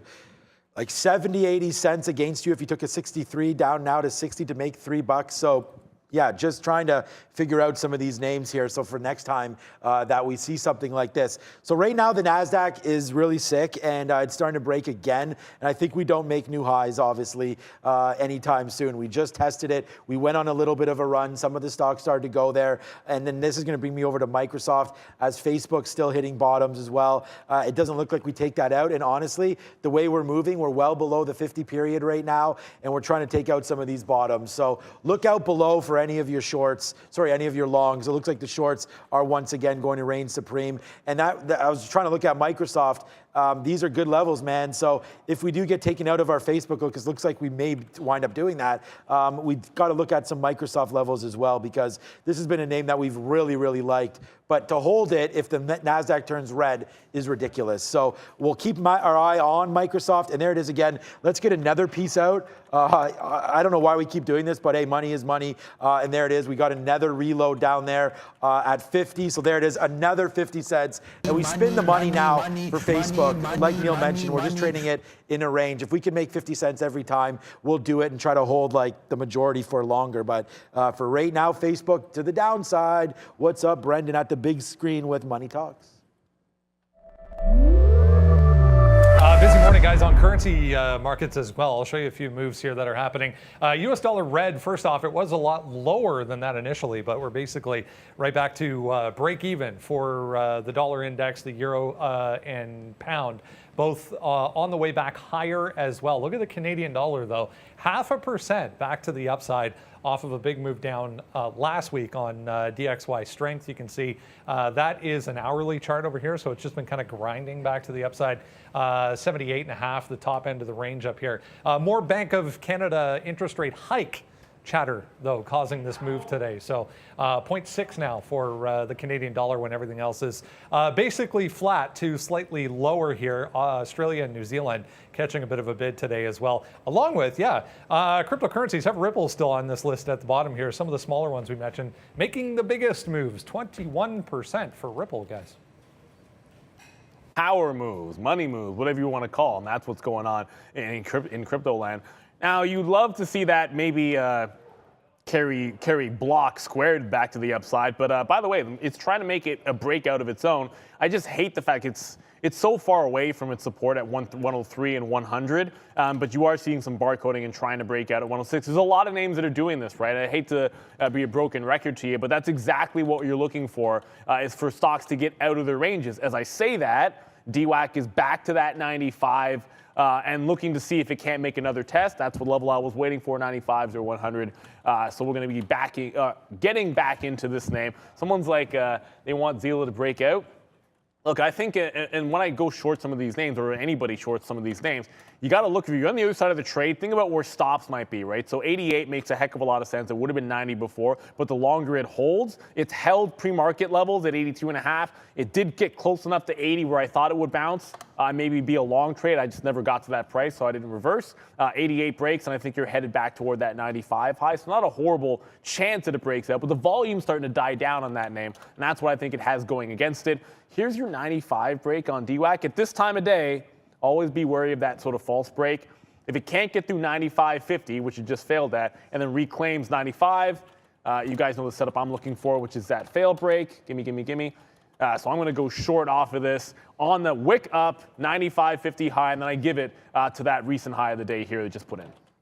Okay, so DWAC moving around here. So is Peloton with a nice move back up right now. So we're just going to lick our wounds again on this name and try to get some out and then hold the rest for the rip. And then, we'll check back to see where that goes. We'll be back with Arun and stuff, checking back in with those guys on the market midday mover show for sure. So we'll definitely have a look at that. But I'm just going to try to get an out. If we can get back into the mid 30s here for Peloton, we could take an out and then we'll just see. Like maybe news comes out about this deal and we want to be long still, but at the same time, it hasn't traded properly today for me. So if we can take another piece, I thought I was waiting at 30, I'm waiting at 35. Okay, there we go. So we did get a little touch out there at 35. So let's cancel. There's our out there at 35. Now we'll wait to see if we can't extend this to the high side. Right now, Funware starting to go again. Let's see if we could take out some of these levels. Neil's shorting DWAC, which is fine. The pop up helps us. So hopefully DWAC can settle down and then Funware will start to take out this 315 again. So let's wait to see if that does come in. But hey, we've really massaged a lot of these trades.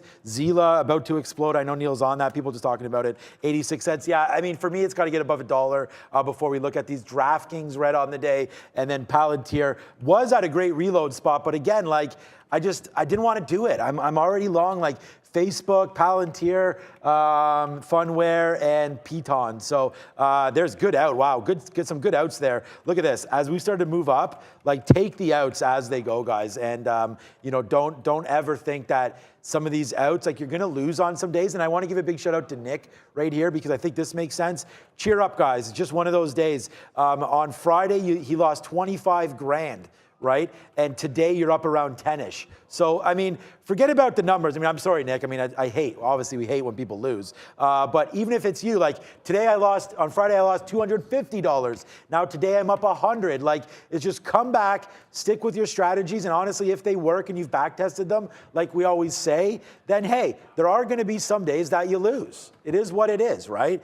And hopefully those days are less frequent than the days that you win. And with back testing and figuring it all out, it should be fine. So yeah, and to that point, guys, people, I always like poker analogies because they're fun, but people will go to YouTube to see videos of Phil Hellmuth losing pots all the time because it's entertaining because he blows up and all that kind of stuff. The truth of the matter is the guy makes a bunch of money playing poker. It's just that it's par for the course. Like you're going to lose hands, you're going to lose. And like right here, I was sort of segueing to this on DWAC because like I'm not going to get the 95 and the 91 trade back in VWAP without losing a couple of times, right? And the key thing here is tight stop, hold some for the bigger winner, tight stop. And that's what allows you to sort of move on to the next, stay green, especially when you're going counter trend sometimes. But again, you pick the spots, just go back to the well, to the trades that make sense for you, that have a positive expectancy. And ultimately, as long as they have that positive expectancy for you, then you know that repeating the correct actions and making quality decisions is going to lead to profitability. So that's what we're trying to do here. I didn't reload Facebook, and it's just the tighter it gets to this level over and over again. Like that's why my reluctance to reload is it has to put in a bigger break. At this point, I'm still holding on to like a third of my position here. Just wanting it to break back into 30s. But if I don't add to this, it can't turn negative unless I miss the 230 stop, which is not going to happen because there's plenty of liquidity on Facebook. But only a few minutes to go. We do have some more earnings coming through this week, maybe not as big as before. But Brendan, let's see those key names. Names obviously out of the way after last week, but still some notable names here, guys, coming up tonight and tomorrow morning. Yeah, so obviously one's going to stick out there. Well, a few is going to stick out there. Pfizer is going to be reporting. They're a little bit more volatile than they used to be, that Pfizer. I know you like Simon Property. They're in there as well reporting. But for the day trade, I mean, it's not super, super sexy. I don't think with any of these. I mean, Tencent Health it's probably not going to move. Take-Two, that's a buyout name. So that's likely to be very boring there. Although we have seen Harley have decent moves on earnings. Yeah, that's really good one. That's a sleeper one to watch for volatility because Harley Davidson tends to move time to time on earnings.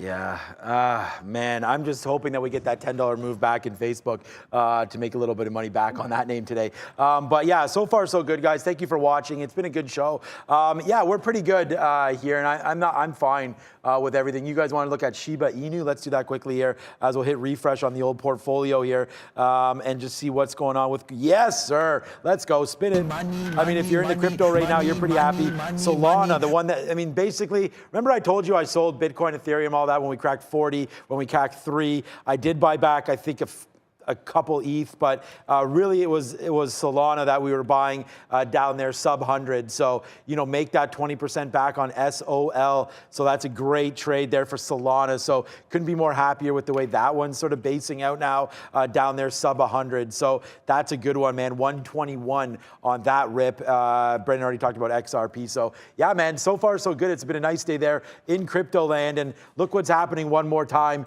I'm gonna have to get out. I said I wouldn't, but this is the last time we'll get out on Facebook. If we could touch the 30s, it's just bouncing off the 50 period. So I got to stay somewhat disciplined on this name. Take 70 cents when it's there for me, as we've been bleeding on this all the way down. So yeah, let's take some profit if we can get it, and then we'll wait for our 32s. Here we go. We're waiting at 42 right now. Hopefully, come on. Hopefully it'll, nope. Hopefully it will take us out at 42 and we'll be able to take a nice little profit there as it bounces off 40, but 42 is not too far away. It's been a good show here, Neil. Yeah, it's been a good show. It's going to be a big week. Of course, we also have at the end of the week, we got inflation numbers, which are going to be big. And like we said, lots of earnings to still get to. Lots happening. I mean, it's been a range-bound futures, but there's still a lot moving as we head you on over to Market Movers. Welcome, everybody. Market Movers. This time, it's just solo me because Brad wasn't able to make it in today. I guess he had a long weekend. So it's just going to be me today going over the positions. Guys, if you guys really have questions, this way I can actually go through the chat a little bit more than I normally would. So for now, I'm just going to go over my positions just to start off a little bit here. So you'll see that I've got 3 longs, 2 shorts, Facebook. I'll get to Facebook because there's a whole story with Facebook. Facebook has been robbing me all day. We'll go through the other ones. I'll kind of do a review of all my positions, including the ones I've cashed out on. I've cashed out of 2 of them that you're now seeing on the board there. So I've got Piton, Roku, and Uber on the long side, ZBH.